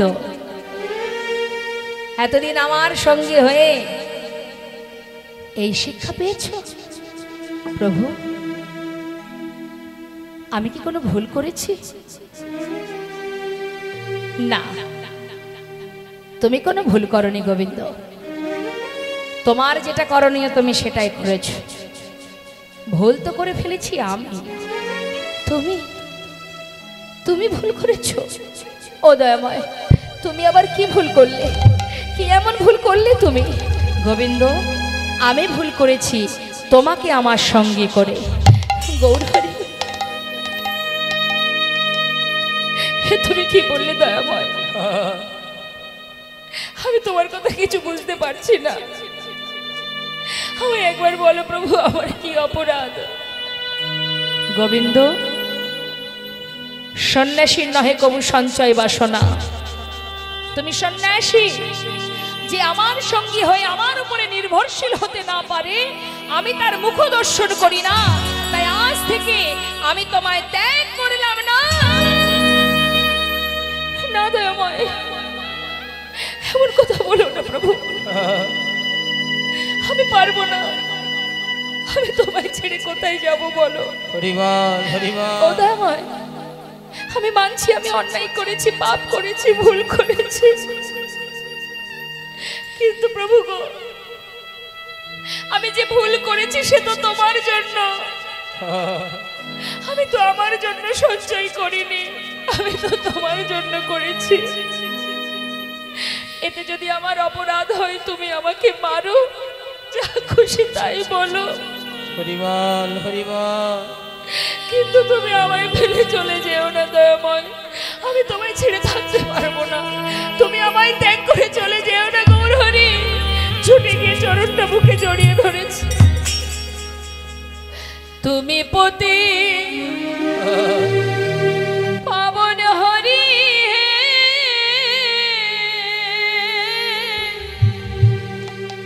তুমি যেও না চলে, কৃপা করে দয়াল হরি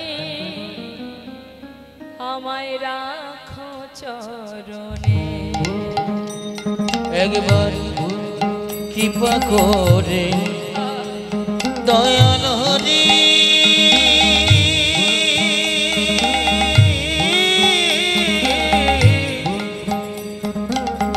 তুমি রাখো চরণে। তুমি পতি পাবন হরি,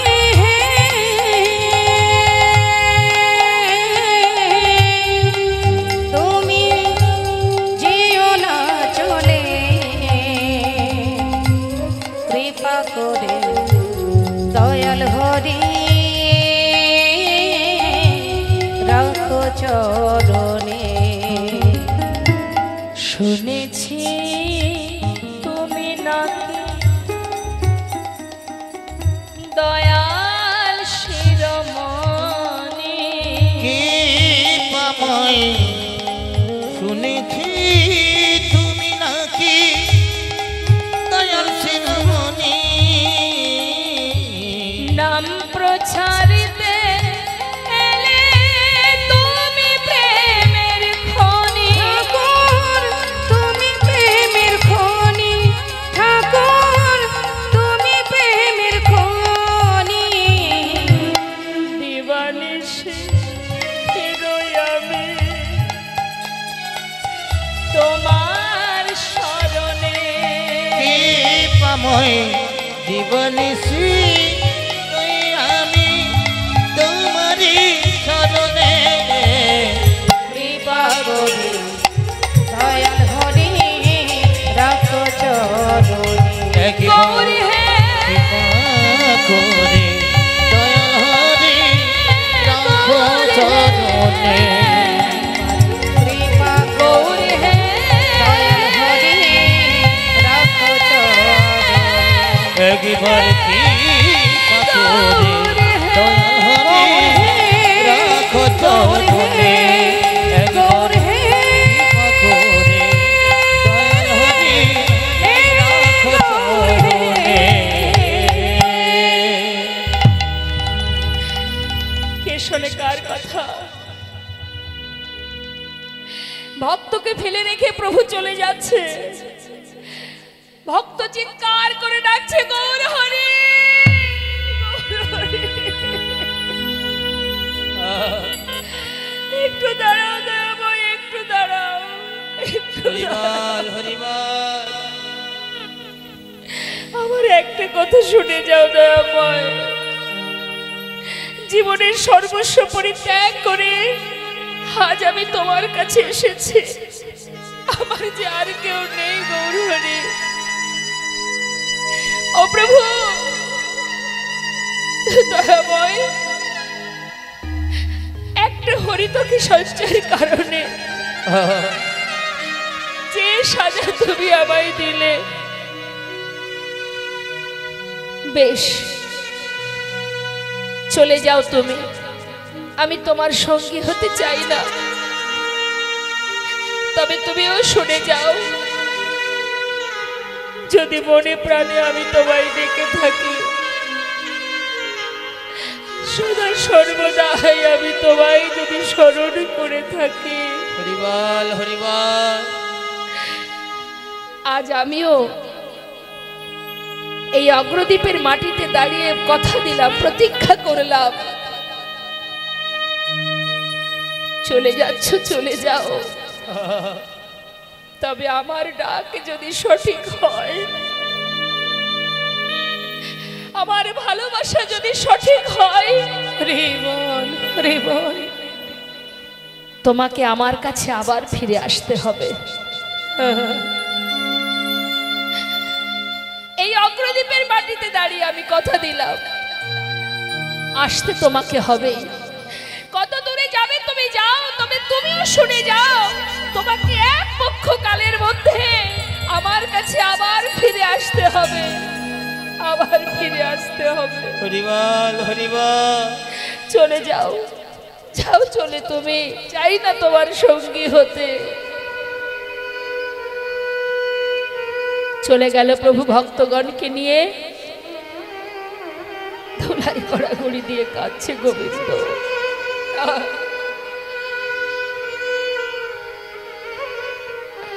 প্রভু তুমি শুধুমাত্র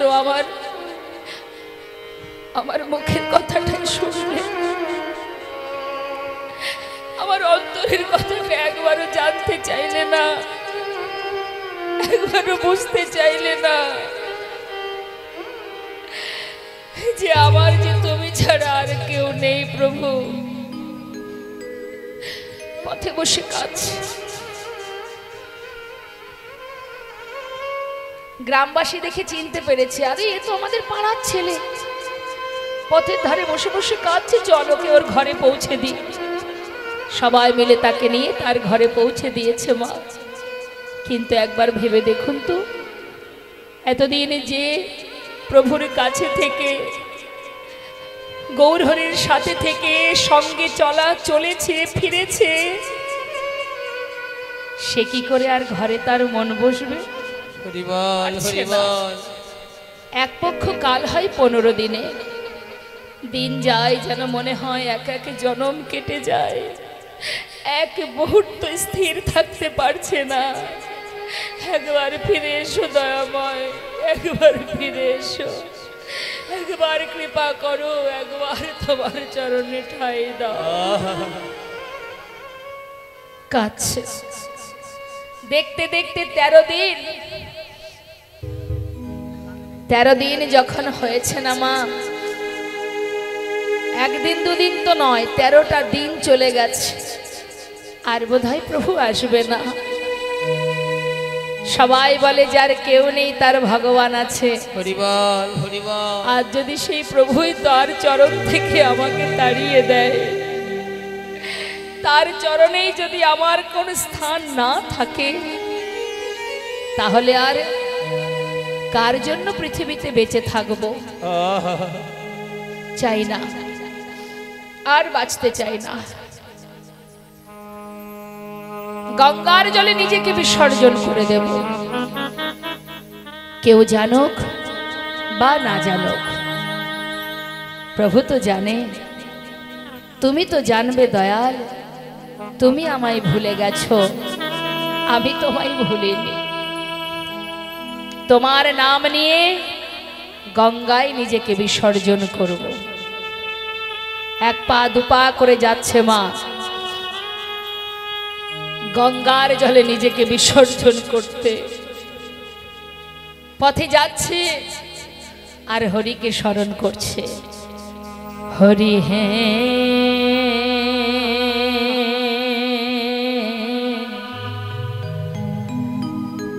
বলো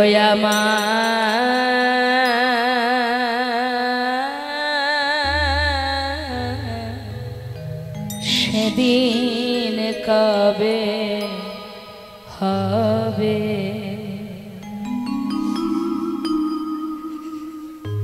তোমার আশা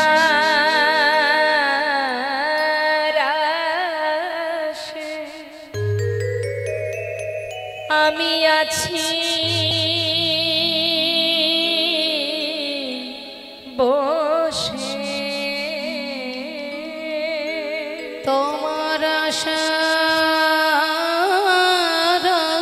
আশে আমি দয়াল আছি আছি বসে বলো বলো কবে চরণ দেবে দয়ামা বলো বলো সেদিন কবে বা হবে আমার, সেদিন কবে বা হবে। এই ভবের মাঝে আসা যাওয়া তোমায় ডাকা হলো না, আমরা যা বলবো বলে ভবে এসেছিলাম, আমাদের বলা হলো না। এই ভবের মাঝে আসা যাওয়া তোমায় ডাকা হলো না, যা বলবো বলে এসেছিলাম তা বলা হলো না। তুমি পারে করতা হে দয়ামা হে কৃপামা, তুমি পারি কথা আমি শুনি বার্তা, বল বল কবে পারি করিবে আমাদের, বলো বলো সেদিন কবে বা হবে আমার, নিতাই গৌর হরিবল হরিবল। কবে বা হবে। কবে কৃষ্ণ নামে কাঁদিবে, কবে আমার পোড়া মন।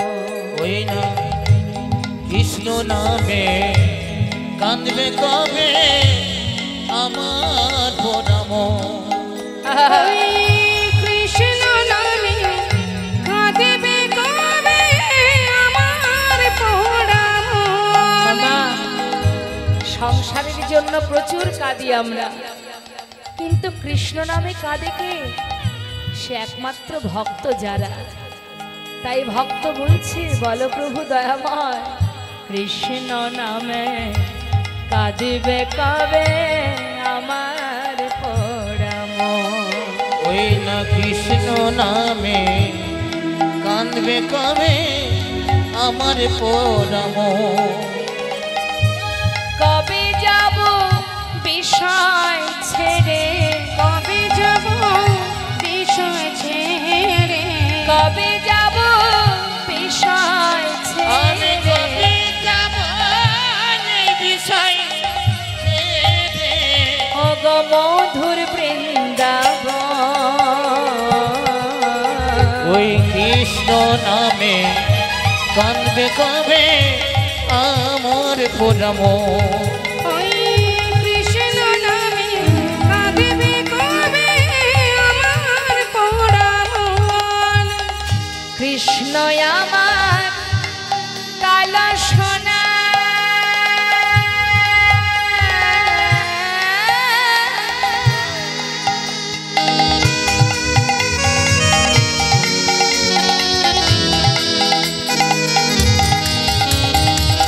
কৃষ্ণ আমার কালো সোনা বনমালী সে, কৃষ্ণ আমার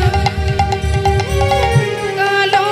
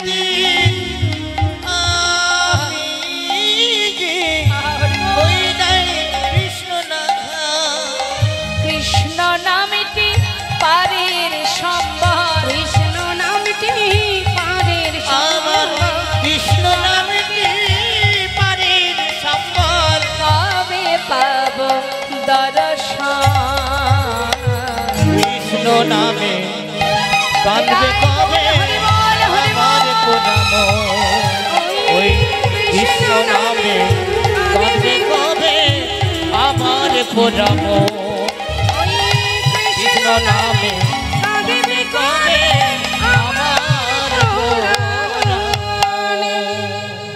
ভক্ত যদি মনে প্রাণে ভগবানকে ডাকে, ভগবান কোনোদিনই মা দূরে থাকতে পারবেন না। আমরা ডাকতে জানি না, তাই তাকে পাই না। ডাকতে জানতে হবে। ডাকার পথ দেখাবে একমাত্র গুরুদেব। সঠিক সঙ্গ না পেলে, সৎসঙ্গ না করলে কখনো সঠিক ভাবনা, সঠিক ডাকা আমাদের হবে না মা।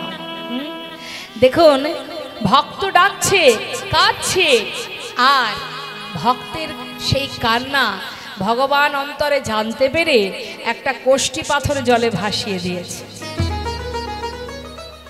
যেই না জলে ভাসিয়ে দিয়েছে, প্রভু তখন কোথায়? মালদাতে রামকেলি একটি জায়গা আছে, ওই রামকেলিতে গঙ্গার জলে একটা কোষ্ঠী পাথর ভাসিয়ে দিয়েছে। সেই পাথরটা ভাসতে ভাসতে আসছে কোথায়? অগ্রদ্বীপে। কেন? ভক্তকে রক্ষা করার জন্য। ভগবান বারবারই এসেছেন এই যুগে, এই ভারতবর্ষের মাটিতে যুগে যুগে। কেন এসেছেন? ভক্তকে রক্ষা করতে, দুষ্টদের নাশ করতে, সাধুদের পরিত্রাণ করতে, ধর্মকে রক্ষা করতে। যেই না পাঠিয়েছে, পাথরটা ভাসছে মা। কখনো শুনেছেন না দেখেছেন যে পাথর জলে ভাসে? নামের গুণে শোলা ডোবে, পাথর ভাসে জলে। তার প্রমাণ রামায়ণে। প্রভু রামচন্দ্র মা সীতাকে উদ্ধার করার সময় সমুদ্রের সাগরের উপরে পাথরের সেতু হয়েছিল, জানেন তো? তো বাবা, পাথর জলে ভাসে যদি গোবিন্দের কৃপা হয়। এখন পাথরটা ভাসতে ভাসতে এলো অগ্রদ্বীপের ঘাটে, আর সেই পাথরের গায়ে লেখা আছে কৃষ্ণ নাম, কিন্তু পাথরটির রং কি? কালো। এখন কালো পাথর তো, আর গোবিন্দ কাঁদছে, কাঁদতে কাঁদতে জলের মধ্যে যাচ্ছে, প্রাণ ত্যাগ করবে। এখন বারবার ওই পাথরটা এসে গায়ে লাগছে বলে সে ভেবেছে কোনো মরা পোড়ানো কাঠ। এই ভেবে, মরা পোড়ানো কাঠ মানে কি? কালো কালো কাঠ। এখন ওই পোড়া কাঠ ভেবে বারবার দূরে সরিয়ে দিচ্ছে, কিন্তু পাথরটা এসে কিন্তু যত দূরেই সরিয়ে দিক না কেন, বারবার ভাসতে ভাসতে তার গায়ে লাগছে। আর বারবার লাগছে বলে সেটাকে হাতে করে নিয়ে তীরে উঠে আবর্জনার ভিতরে ছুঁড়ে ফেলে দিয়ে হঠাৎ যেন দৈববাণী, গোবিন্দ তুমি ঘরে ফিরে যাও, নিজেকে বিসর্জন করো না। কে তুমি? আমার সামনে এসো। কে তুমি? আমায় বাধা দিলে। তুমি ঘরে ফিরে যাও গোবিন্দ। দৈববাণী শুনে আর মরা হলো না। কি করে হবে? ভক্তের কি মৃত্যু হবে গো? চলে গেল আবার গোবিন্দ নিজের ঘরে। 13 দিন পার হয়ে গেল মা, এবার এলো 14 দিন। কতদিনে এক পক্ষ কাল? 15 দিন, রইল বাকি একদিন। করুণাময় গৌর হরি ভক্তের আবার দর্শন দেবেন বলে ভক্তগণকে নিয়ে তিনি আবার এসে দাঁড়ালেন অগ্রদ্বীপে ওই গোবিন্দ ঘোষের ঘরের সামনে। গোবিন্দ, কে? কে তুমি? একবার দরজা খোলো। ভক্তের ভক্তি যদি পরিপূর্ণ হয় মা, ভক্তকে ভগবানের পিছনে ছুটা লাগে না, সে নিজেই সহ্য করতে না পেরে ভক্তের ভক্তি পাওয়ার জন্য ছুটে আসে ভক্তের কাছে। গোবিন্দ, দরজা খোলো। যেই না বলেছে, সঙ্গে সঙ্গে গোবিন্দ দরজা খুলেছে, আর খুলে দেখছে বাইরে গৌরহরি চরণটা জড়িয়ে আছাড় খেয়ে পড়েছে। দয়াময়,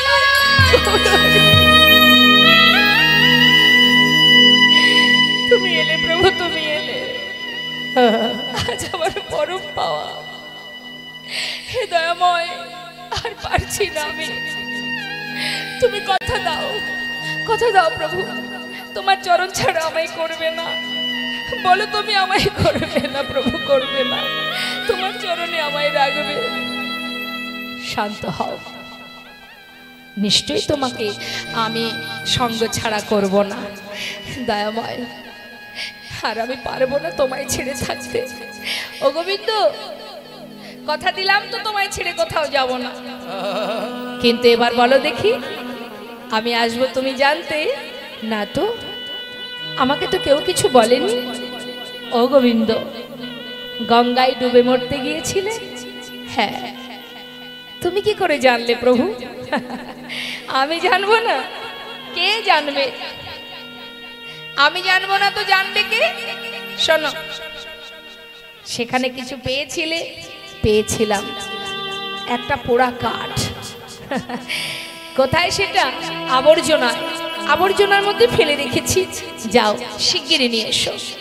ছুটতে ছুটতে গঙ্গার ঘাটে গিয়ে আবর্জনার ভিতরে খুঁজে খুঁজে সেটাকে আবার পেয়ে হাতে করে তুলে দেখছে এটা তো কোষ্ঠী পাথর, গায়ে আবার কৃষ্ণ নাম লেখা। প্রভুর কাছে এসে বুকে জড়িয়ে ধরে বলছে, দয়াময়, এই ছিল তোমার আগমন বার্তা। আমি চিনতে পারিনি, বুঝতে পারিনি আমি আমি আবার ভুল করেছি। তুমি আমায় আর সাজা দিও না দয়াময়, আমায় ক্ষমা করো। শান্ত হও। কেন পাঠিয়েছি জানো? এটাই ছিল আমার আগমন বার্তা। এটা দিয়ে আমি তোমার ঘরে এক বিগ্রহ স্থাপন করে তার নাম দিয়ে প্রাণ প্রতিষ্ঠা করে দেব। এক ভাস্করে সে বিগ্রহ তৈরি করলেন মা, প্রাণ প্রতিষ্ঠা করে নাম দিলেন গোপীনাথ। শোনো, প্রতিদিন ভিক্ষা করবে, সঞ্চয় করে রেখো না, কিন্তু যা পাবে পুরোটা সেবায় দিয়ে দেবে। ও গোবিন্দ, প্রতিদিন তাকে সেবা দেবে। আর তোমার একা একা ঘরে ভালো লাগবে না, তাই আমি তোমায় বলে যাচ্ছি, তুমি বিবাহ করো। এতদিন এত কিছু পরীক্ষা করেও মা এখনো কিন্তু পরীক্ষা শেষ হয়নি। তাহলে একবার চিন্তা করুন, ভক্ত কাকে বলে? কত পরীক্ষা দিতে হয়, হ্যাঁ, কত কঠিন পরীক্ষা দিতে হয়। আর ভগবান তো ভক্তকে পরীক্ষা করবেই, তাই না? আমাদেরকে যদি কাঁদতেও হয়, আমাদেরকে যদি কষ্ট পেতে হয়, তবে আপনি জানবেন যত কাঁদব তত আমার জীবনের জানতে অজান্তে যত অপরাধ হয়ে আছে সেই অপরাধ খণ্ডন হয়ে যাচ্ছে। আর যত তুমি কাঁদবে, যত তোমার অপরাধ খণ্ডন হবে, একদিন তুমি পরিপূর্ণ পাপ থেকে মুক্তি পেয়ে, অপরাধ থেকে মুক্তি পেয়ে পরিপূর্ণ শুদ্ধ মনে গোবিন্দ চরণে পৌঁছাতে পারবে। হরি বল, হরি বল। তাই মাগো, আজ দেখুন গোবিন্দ ঘোষকে বললেন তুমি বিবাহ করবে, সংসার দিচ্ছে। সংসার দিয়ে দেখছে ভক্ত সংসারে জড়িয়ে পড়ে না আমাকে ভালোবাসে। হরি বল। তো গোবিন্দ, এবার আমি যাই। তুমি কোথায় যাবে? তুমি যে বললে তুমি কোথাও যাবে না। গোবিন্দ, যে বিগ্রহ তোমার ঘরে আমি স্থাপন করেছি, ওই যে বিগ্রহ আর আমি, আমাদের দুটি দেহ একই দেহ। আমাতে আর গোপীনাথে একই অঙ্গ হয়। গোপীনাথের সেবা দিলে আমি পাইব নিশ্চয়। মহাজন বলছিলেন ঠাকুর নয়নানন্দেতে ভনে। ঠাকুর নয়নানন্দ বলছেন, যে জন গৌরচরণকে সার করতে পারে তার আর কিচ্ছু জানা লাগে না, সর্বসিদ্ধি করতলে তার। হরিবল, হরিবল, হরিবল। তো এত সময় আমরা গৌর কথায় ছিলাম, চলে যাব লীলা কথায়। তো আমরা যেহেতু নবদ্বীপ লীলা শুনবো মা, সেই কারণে আমাদের তো আর বৃন্দাবনে যেতে হবে না, আমরা নবদ্বীপেই থাকবো। আর নবদ্বীপের একটি ভজন আমরা শ্রবণ করব। হ্যাঁ, সবাই মিলে একসঙ্গে উলুধ্বনি হরিধ্বনি করে আমরা একটি ভজন শুনতে শুনতে লীলায় প্রবেশ করব। জয় নিতাই, জয় গো, জয় রাধেশ্বর। কে কে গেছে নবদ্বীপে একটু দেখি, হাত তুলে দেখান। বা বাবা, এই তো।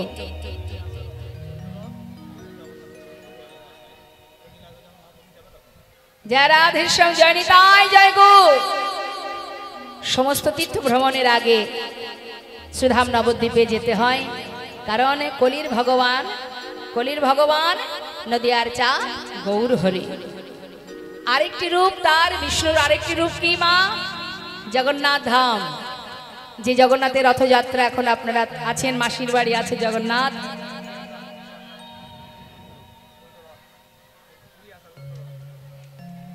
এত কথা কেন হচ্ছে বলুন তো? কাকে ডাকছেন? বান্ধবীকে। আমাকে তো একবারও ডাকছেন না। কাউকে ডাকার দরকার নেই, যে যেখানে জায়গা পাবে সে সেখানে বসবে, ঠিক আছে? ডেকে ডেকে পাশে বসানোর কিচ্ছু নেই। এখানে সর্বক্ষণ মনে রাখবেন আপনার পাশে একজনই আছে, সে হলো গোবিন্দ। তাই সবার সঙ্গে পরে দেখা হবে। এই মুহূর্তে আপনার সঙ্গে ভক্তের আর ভগবানের এই মধুর লীলা শ্রবণে আপনারা সবাই ব্রতী নিয়েছেন। এই সময় কাউকে ডাকাডাকি নয়, কোনো কথা নয়। বসুন বসুন, বসতে দিন, ওনাকে বসতে দিন। ঘুরে ফিরে কাছের মানুষের পাশে গিয়ে বসা, এর পিছনেও কারণ থাকে। কি কারণ? বাড়ি থেকে তো অন্য সময় বেরোনোর উপায় নেই। এই তো হরিবাসরের নাম করলে বাড়ির লোক বাধা দেবে না, না শাশুড়ি শ্বশুর না স্বামী। আর এই সুযোগে পাড়ার খবরাখবর নেওয়ার জন্যই খুব কাছের মানুষের পাশে বসতে হয়,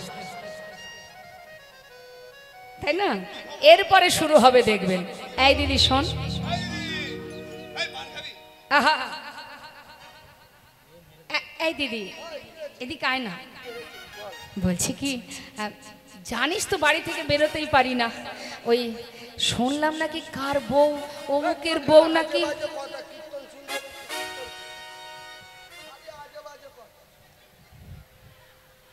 শুরু হয়েছে আর কি, কার বউ নাকি চলে গেছে কার ধরে। এই তো আলোচনা, আর তো কিছু ভালো কথা হবে না সেখানে। কিরে রাগ করছিস কেন? আরে বাবা এদিকে আয় না। বলছি বাড়ির বউটা কাজকর্ম করে, রান্না বান্না করে।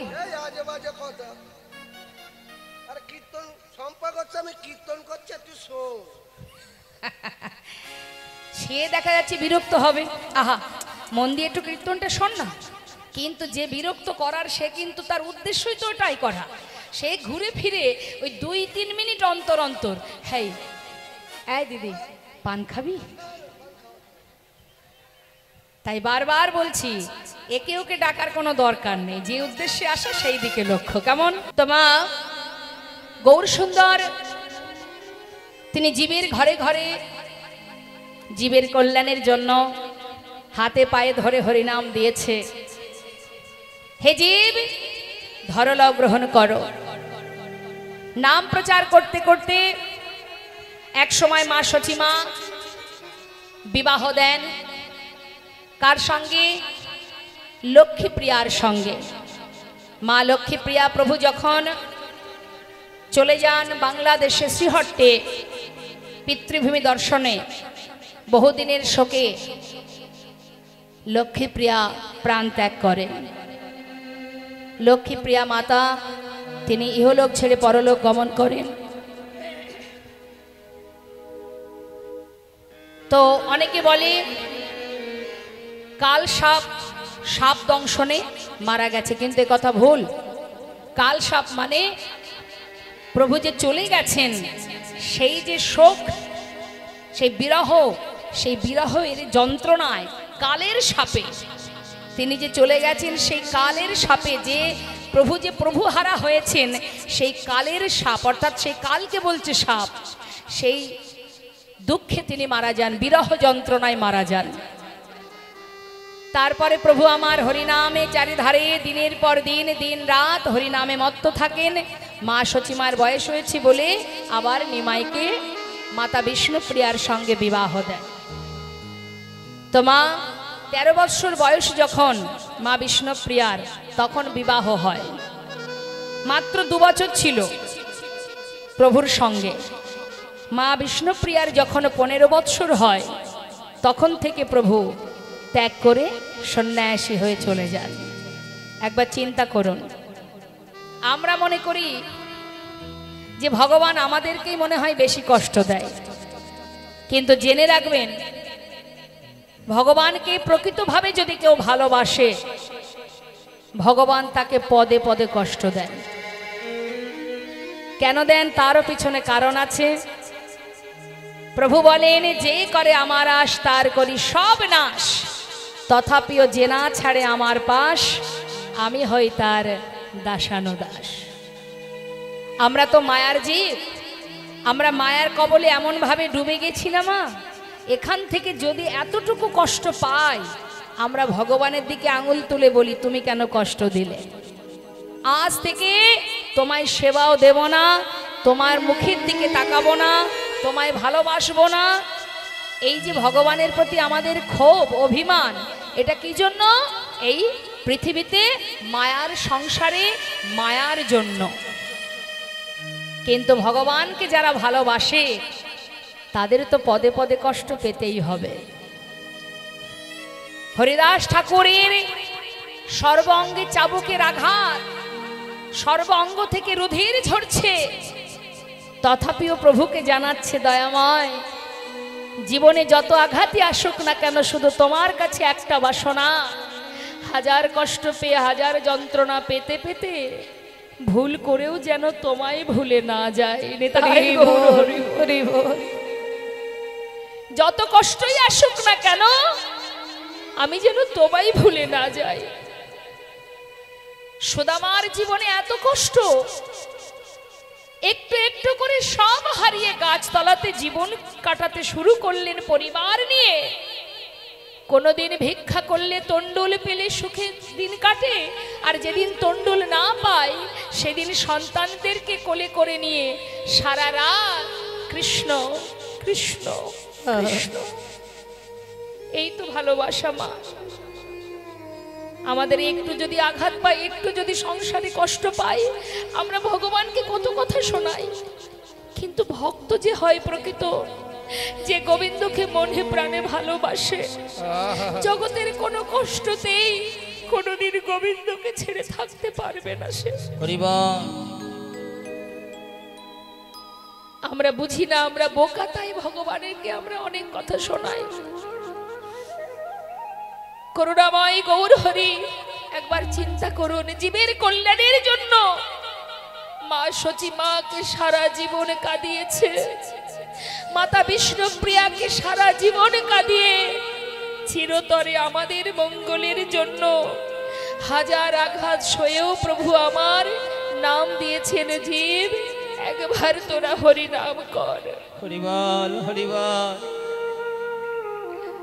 তাছাড়া তোদের উদ্ধারের আর কোনো রাস্তা নেই। হরি বল বল, চলতে ফিরতে হরি নাম কর। এইভাবে প্রভু আমার নাম প্রচারে সন্ন্যাসী হয়ে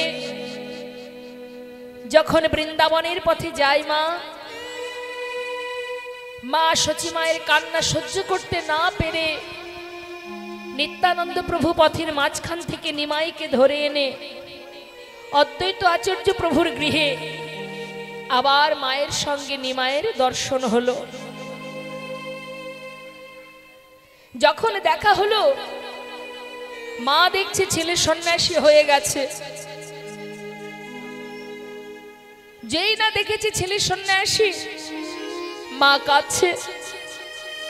গৌরহরি মাকে সান্ত্বনা দিয়ে বলছে, মা কেঁদো না, আমি সন্ন্যাসী হয়েছি জীবের মঙ্গলের জন্য। তোমার যদি মনে ভালো না লাগে বলো, আমি তোমার সাথে নদিয়ায় ফিরে যাব, নবদ্বীপে চলে যাব। মা সচী মা বলে উঠলেন, ওরে নিমাই, যে ছেলে সন্ন্যাসী হয়ে চলে যায় তাকে যদি ঘরে একবার বেঁধে রাখি, সে আর ঘরে থাকতে পারবে না রে। আমি বেঁচে থাকতে এত বড় অমঙ্গল কি করে হতে দেব বল? আমি বাধা দেব না, চলে যা, বিদায় দাও মা, বৃন্দাবনে যাই। না, যদি তুমি যেতে চাও বৃন্দাবনে নয়, তুমি নীলাচলে বাস করো। কারণ বৃন্দাবন অনেক দূর, সেখানে তুমি কেমন আছো, কেমন কি করছো আমি জানবো কি করে? কিন্তু নীলাচলে থাকলে, এই নদিয়াবাসী যখন রথযাত্রার সময় যাবে, তারা ফিরে এলে জেনে নেব তাদের কাছ থেকে তুমি কোথায় আছো, কি করছো। মা তাই হবে মা, তোমার কথাই শিরোধার্য। মায়ের কথা মতো গৌরহরি চলে যান নীলাচলে নিতাই গৌর হরি বল। কিন্তু মা তিনি একা যাননি, সঙ্গে গিয়েছিল কারা? যারা গৌর হরির সঙ্গে ছিলেন, সর্বদাই নদিয়ার পথে পথে হরিনাম করতেন গৌর হরির সঙ্গের পার্ষদ যারা, তারাও কিন্তু আর নবদ্বীপে ছিল না। প্রভুকে ছেড়ে থাকতে পারবে না বলে তারাও প্রভুর সাথে সাথে ওই পরিবার ছেড়ে, সবাইকে ছেড়ে প্রভুকে সম্বল করে চিরতরে চলে গিয়েছিলেন।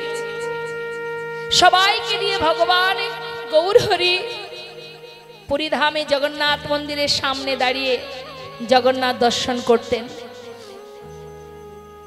কে কে গেছেন নীলাচলে একবার একটু দেখব, হাত তুলে দেখান।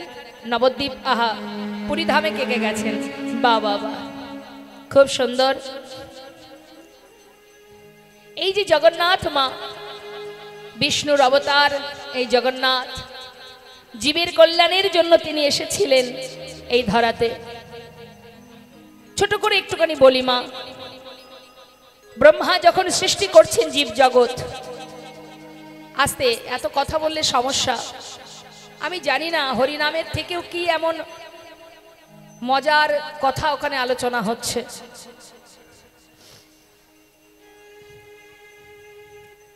আমার তো মনে হয় না যে মূল্যবান কথা এখানে হচ্ছে তার থেকে মূল্যবান আপনাদের আলোচনাটা।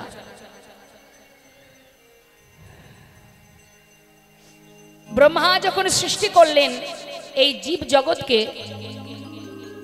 সৃষ্টি করার পরে তিনি আবার বসে বসে কাঁদছিলেন। কেন কাঁদছেন?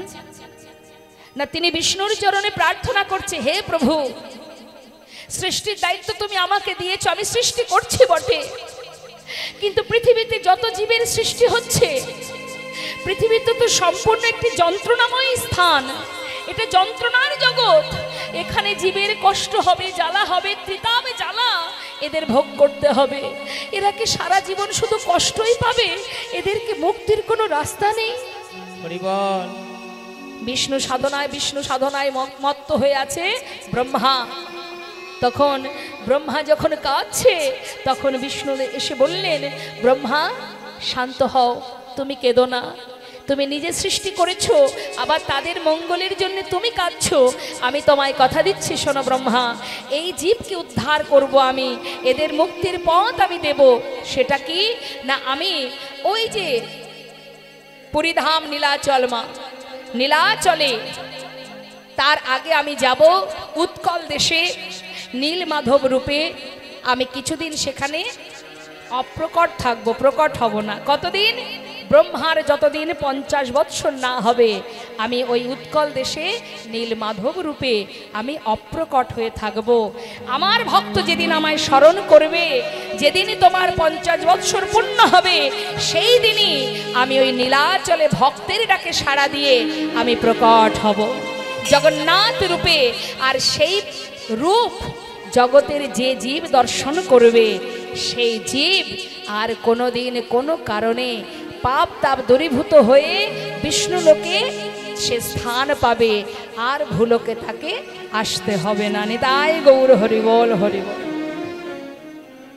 তাই জগন্নাথ যদি কেউ দর্শন করতে পারে, জগন্নাথ দর্শন করলে মা তাকে আর এই পৃথিবীতে, যন্ত্রণাময় পৃথিবীতে আসতে হবে না। শুধু তাই নয়, আরো অনেক কারণ আছে জগন্নাথের আসার।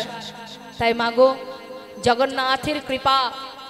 ইন্দ্রদুম্ন রাজা বলেছিলেন, হে প্রভু, তোমাকে যখন আমার কাছে আমি রেখেছি, তোমার কাছে আমার 3টি বাসনা। 1, আমি কোনোদিন কোনো সন্তান চাই না।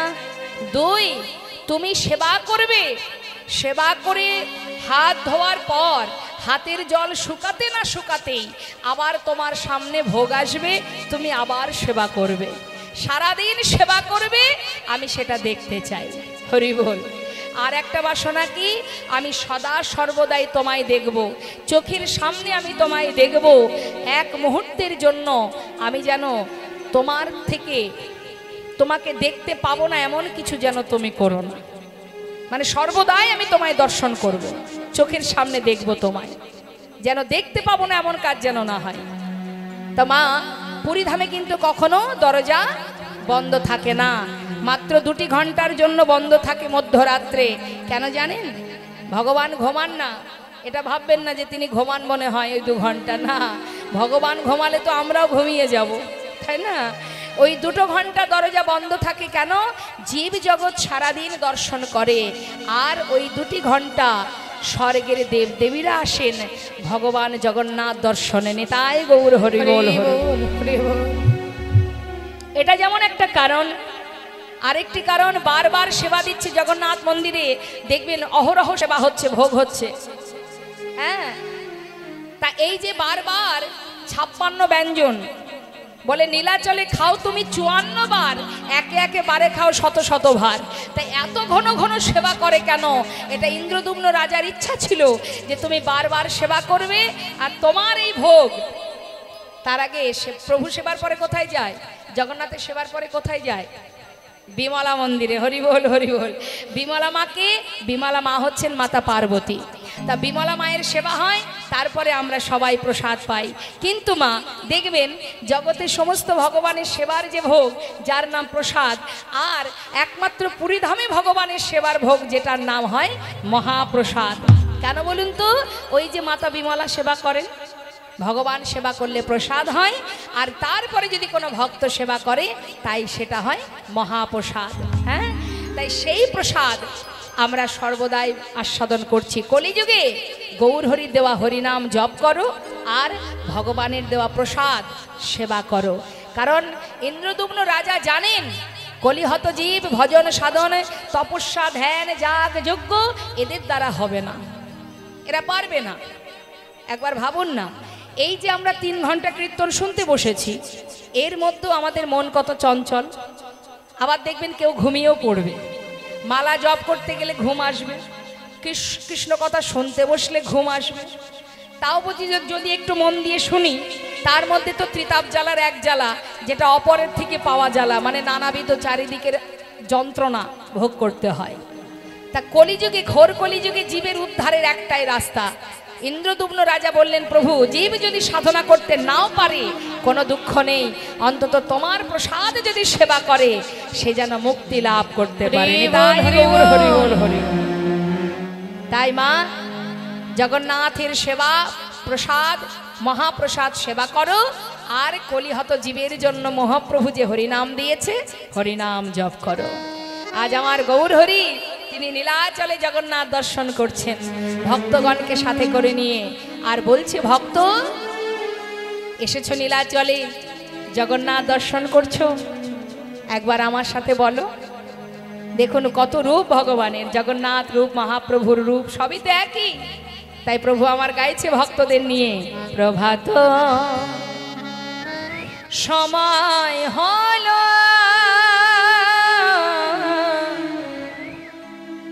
কৃষ্ণ কৃষ্ণ বলো, প্রভাত সময় হলো কৃষ্ণ কৃষ্ণ বলো, কৃষ্ণ ভজ কৃষ্ণ চিন্ত কৃষ্ণ না করসান, নাম বিনা কলি জীবে গতি নাহি। কৃষ্ণ ভজ কৃষ্ণ চিন্ত কৃষ্ণ নাম করসার, নাম বিনা কলি জীবের গতি নাহি আর। ও গো যেই নাম সেই কৃষ্ণ ভজ নিষ্ঠা করি, নামের সহিতে আছে আপনি সে হরে। নাম ভজ নাম চিন্ত নাম করসার, হরি বল, হরি বল, হরি বল, হরি বল। হরি বল হরি বল হরি বল হরি বল। হরি বল,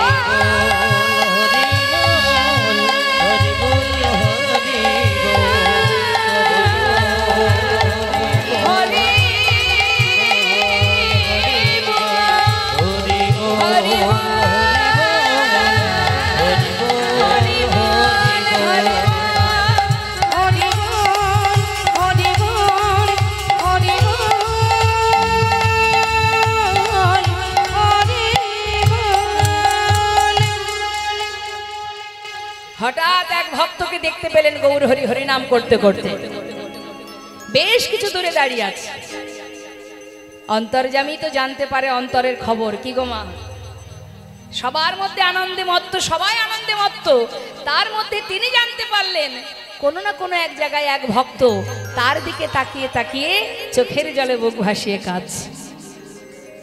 কাউকে কিছু না বলে ধীরে ধীরে এক পা দুপা করতে করতে যে ভক্ত দূরে দাঁড়িয়ে আছে তার সামনে গিয়ে প্রভু দাঁড়ালেন। হরি বল।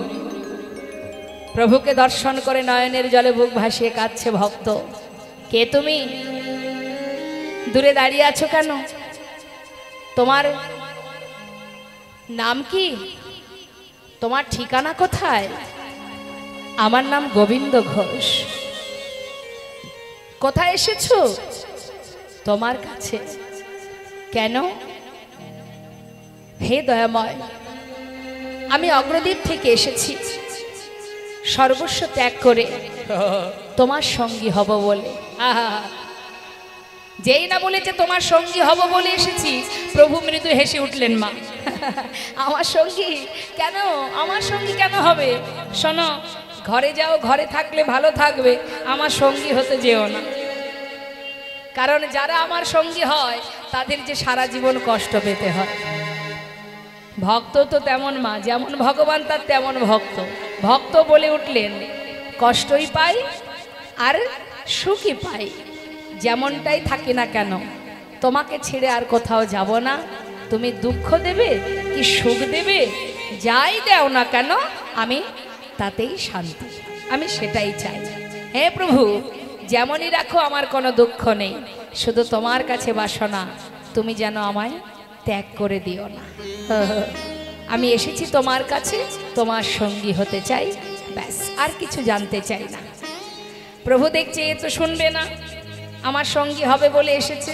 হ্যাঁ, যাক, ভক্ত আমার সঙ্গী হলে জীবনে দুঃখ কষ্ট আসলে সহ্য করতে পারবে। হে দয়াময়, সঙ্গী হয়েছি তোমার, তাতে আর দুঃখ কিসের, কষ্ট কিসের? আমি আর কিছু ভাবতে চাই না, শুধু তোমার সঙ্গী হতে চাই। বেশ, তাহলে আজ থেকে তুমি আমার সঙ্গী। সঙ্গী করে নিল মা। শুরু হলো একটার পর একটা পরীক্ষা। গোবিন্দ, নীলাচলে এসেছো, জগন্নাথ দর্শন করেছো। ভক্ত বলে উঠলেন, হে প্রভু, তুমি যে জগন্নাথের কথা বলছো সে তো মন্দিরে, কিন্তু আজ আমি সাক্ষাৎ জগন্নাথ দর্শন করছি। গৌর হরি মৃদু মৃদু হাসছেন আর বলছেন, আহা, ও গোবিন্দ, এখানে আমার সাক্ষাৎ জগন্নাথ কোথায়? শুনবে দয়াময়। ভক্ত বলে উঠলেন, হে প্রভু, তুহু জগন্নাথ,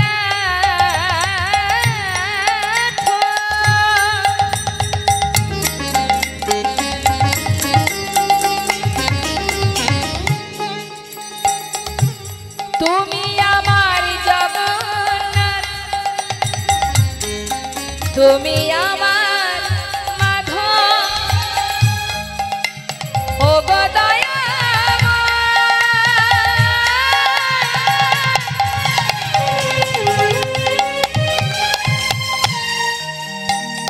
তুমি ছাড়া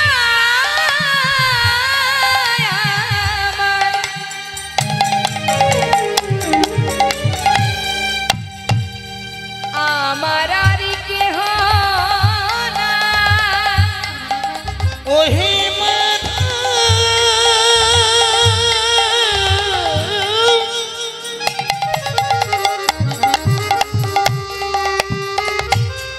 তুমি আমার জগন্নাথ,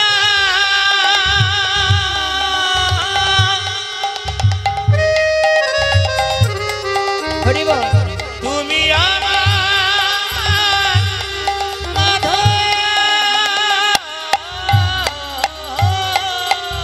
তুহু জগন্নাথ, জগতে কাহায় আসে, জগ বহে নাহি মন ছায়।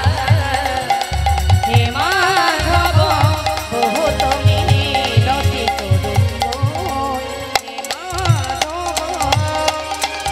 আচ্ছা, হে দয়াময়, তুমি আমার জগন্নাথ, তুমি আমার মাধব, তুমি আমার সব, আমি আর কিছু জানতে চাই না। গৌরহরি দেখছে এ তো যেমন তেমন ভক্ত নয়, কঠিন ভক্ত। আচ্ছা গোবিন্দ, তাহলে চলো আজই আমরা নীলাচল ছেড়ে কিছুদিনের জন্য তীর্থে যাব। তুমি যাবে? হ্যাঁ প্রভু, আমিও যাব।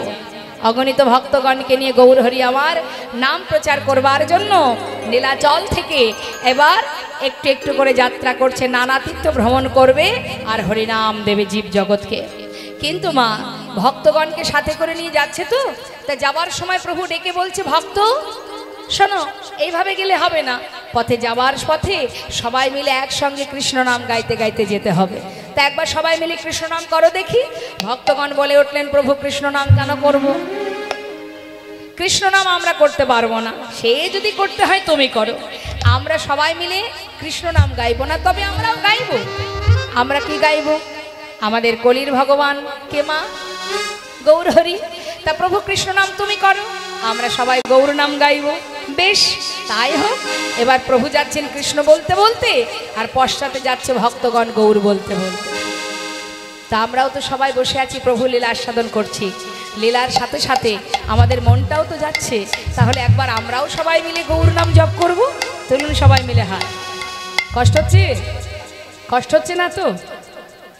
একদম না তো? একটু হলেও বলবেন কষ্ট হলে। তুলুন হাত। বাহ, আস্তে। আর যারা ওখানে বসে আছেন, চেয়ারে বসে আছেন, তুলুন হাত। দেখুন, যার হাত নেই সে জানে হাত না থাকার জ্বালা। আর হাত দুটো কি জন্য পেয়েছি? এই হাত দুটো আমরা কি জন্য পেয়েছি? ভালো ভালো খাবো আর মারামারি হানাহানি করব, এই জন্য। এই দুটি হাত কি জন্য? ভগবানের সেবার জন্য পেয়েছি। চেয়েছিলাম দুটি হাত দিও, যে হাত দিয়ে তোমার সেবা দেব।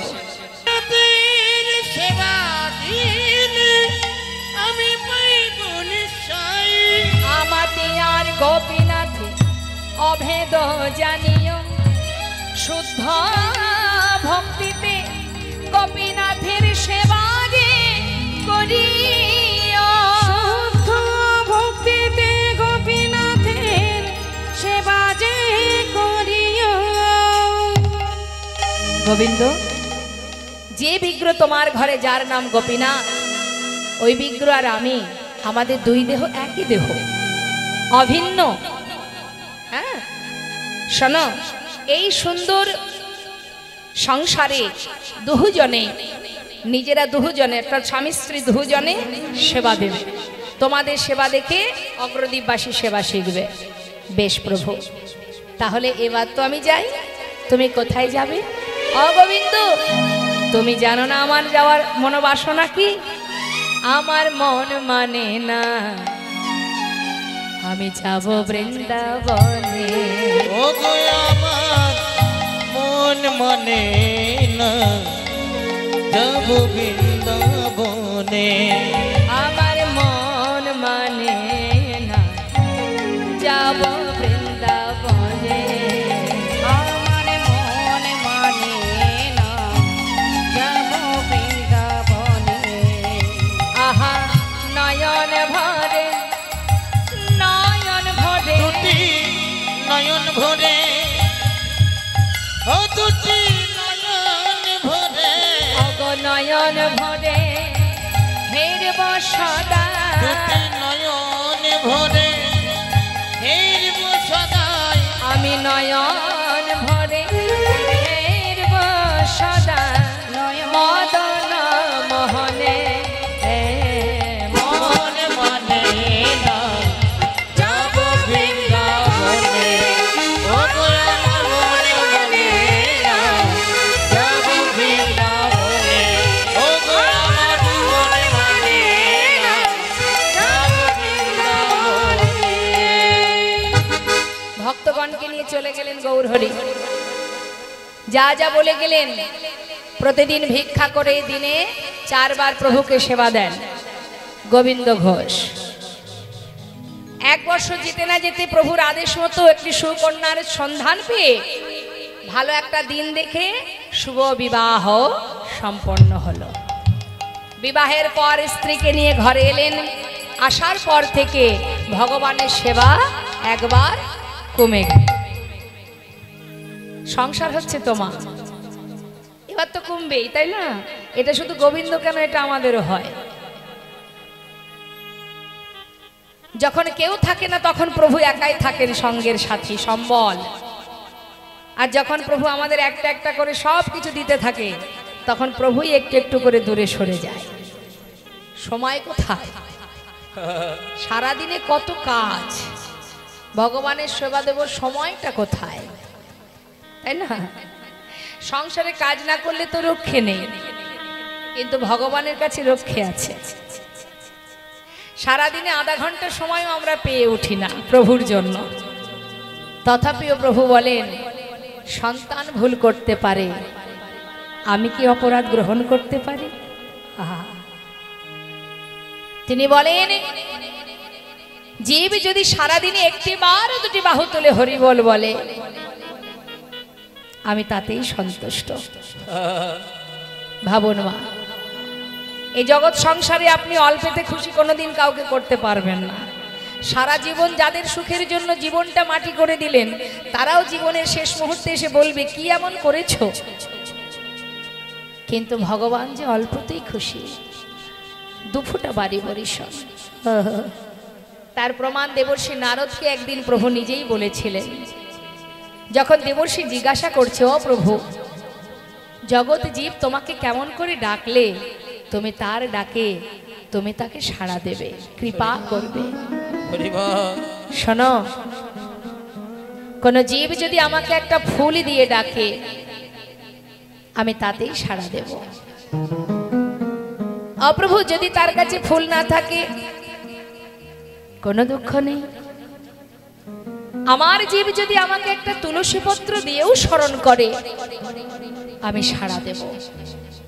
প্রভু, তুলসী পাতাও যদি না থাকে? প্রভু বললেন, দুঃখ নেই। কেউ যদি আমাকে একটু গঙ্গার জল, এক গুণ্ডুস গঙ্গার জল আমাকে নিবেদন করে আমাকে ডাকে, আমি সাড়া দেব। কি চান ভগবান মা? অর্থ দিয়ে পাওয়া যাবে? পাণ্ডিত্য দিয়ে ভগবানকে পাওয়া যায়? ধন ঐশ্বর্য দিয়ে পাওয়া যায় না গো। আবার বললেন, ও প্রভু, যদি গঙ্গার জলও না থাকে? প্রভু মৃদু হেসে বললেন, তাতে আর দুঃখ কেন? হরিবল হরিবল। এই ভুলক, এই ধরিত্রী, এই জগৎ সংসার, এ তো আমারই সৃষ্টি। এগুলোর কিছুরই আমার প্রয়োজন নেই। আমার সন্তান যাদের হৃদয়ে দিয়েছি দুটি নয়ন, আর দুটি নয়নে দিয়েছি একটাই গঙ্গা, একটাই যমুনা। সংসারের জন্য তারা সারা জীবন যদি কাঁদে, আর আমার জন্য যদি কোনো জীব একবার মাত্র দুফোঁটা বাড়ি বরিশন করে, কোন ভক্ত যদি আমাকে স্মরণ করে দুফোঁটা বাড়ি বরিশন করে, আমি যুগে যুগে সেই ভক্ত চরণে দাস হয়ে পড়ে থাকি। ভক্ত আমার মাতা, ভক্ত আমার পিতা, ভক্ত আমার গুরু। আদর করে নাম দিয়েছে, আমার নাম বাঞ্ছা কল্পতরু। ভক্ত দিলে খায়, না দিলে উপবাসে যায়। হরিবল হরিবল। ভক্তির হাতে প্রেমের ডোরি, ভক্ত আমাকে যেদিকে ঘোরায় আমি সেই দিকে ঘুরি। তাই গৌর হরি বল, হরি বল।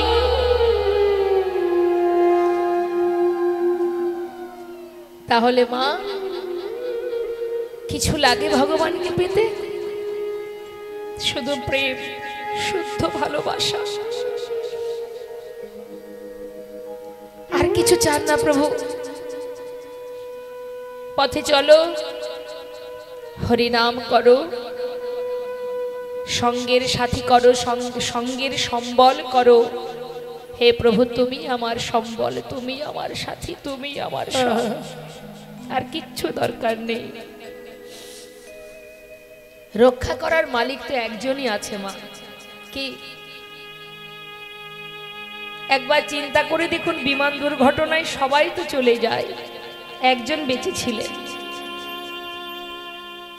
এই পরিস্থিতিতে যে একজন বেঁচে আছে, এটা কি আমাদের ভাবার মধ্যে পড়ে? সম্ভব ভাবা যে একজন বেঁচে থাকবে? জানি না কোন সুকৃতির ফলে আজও সে ধরাতে মনুষ্যকুলে জন্ম পেয়ে আজও সে জীবিত আছে। এটা তার কৃপা। না হলে ওই পরিস্থিতিতে, ওই পরিস্থিতির মধ্যে যে সে বেঁচে আছে, সে নিজেই জানে না যে আমি মৃত না জীবিত। চোখ মেলে অবাক, সব দিকে সব দেহ পড়ে আছে। পাগলের ন্যায় সেখান থেকে বেরিয়েছে। চোখ বন্ধ থাকাকালীন ভেবেছে আমি বোধহয় আর নেই, খুলে দেখছে আমি এখনো বেঁচে আছি। তাই তো বললেন, রাখে হরি মারে কে, মারে হরি রাখে কে। সে যদি রাখে, এই পৃথিবীর কোনো শক্তি নেই তাকে মারার। আর সে যদি মারে, কারোরই প্রয়োজন হয় না মারতে। চিন্তা করুন একবার, দ্রৌপদীর কয় স্বামী মা? পঞ্চস্বামী। সভাতে যখন দ্রৌপদীর বস্ত্র হরণ হয়, তার আপনজন ছিলেন তো সেখানে?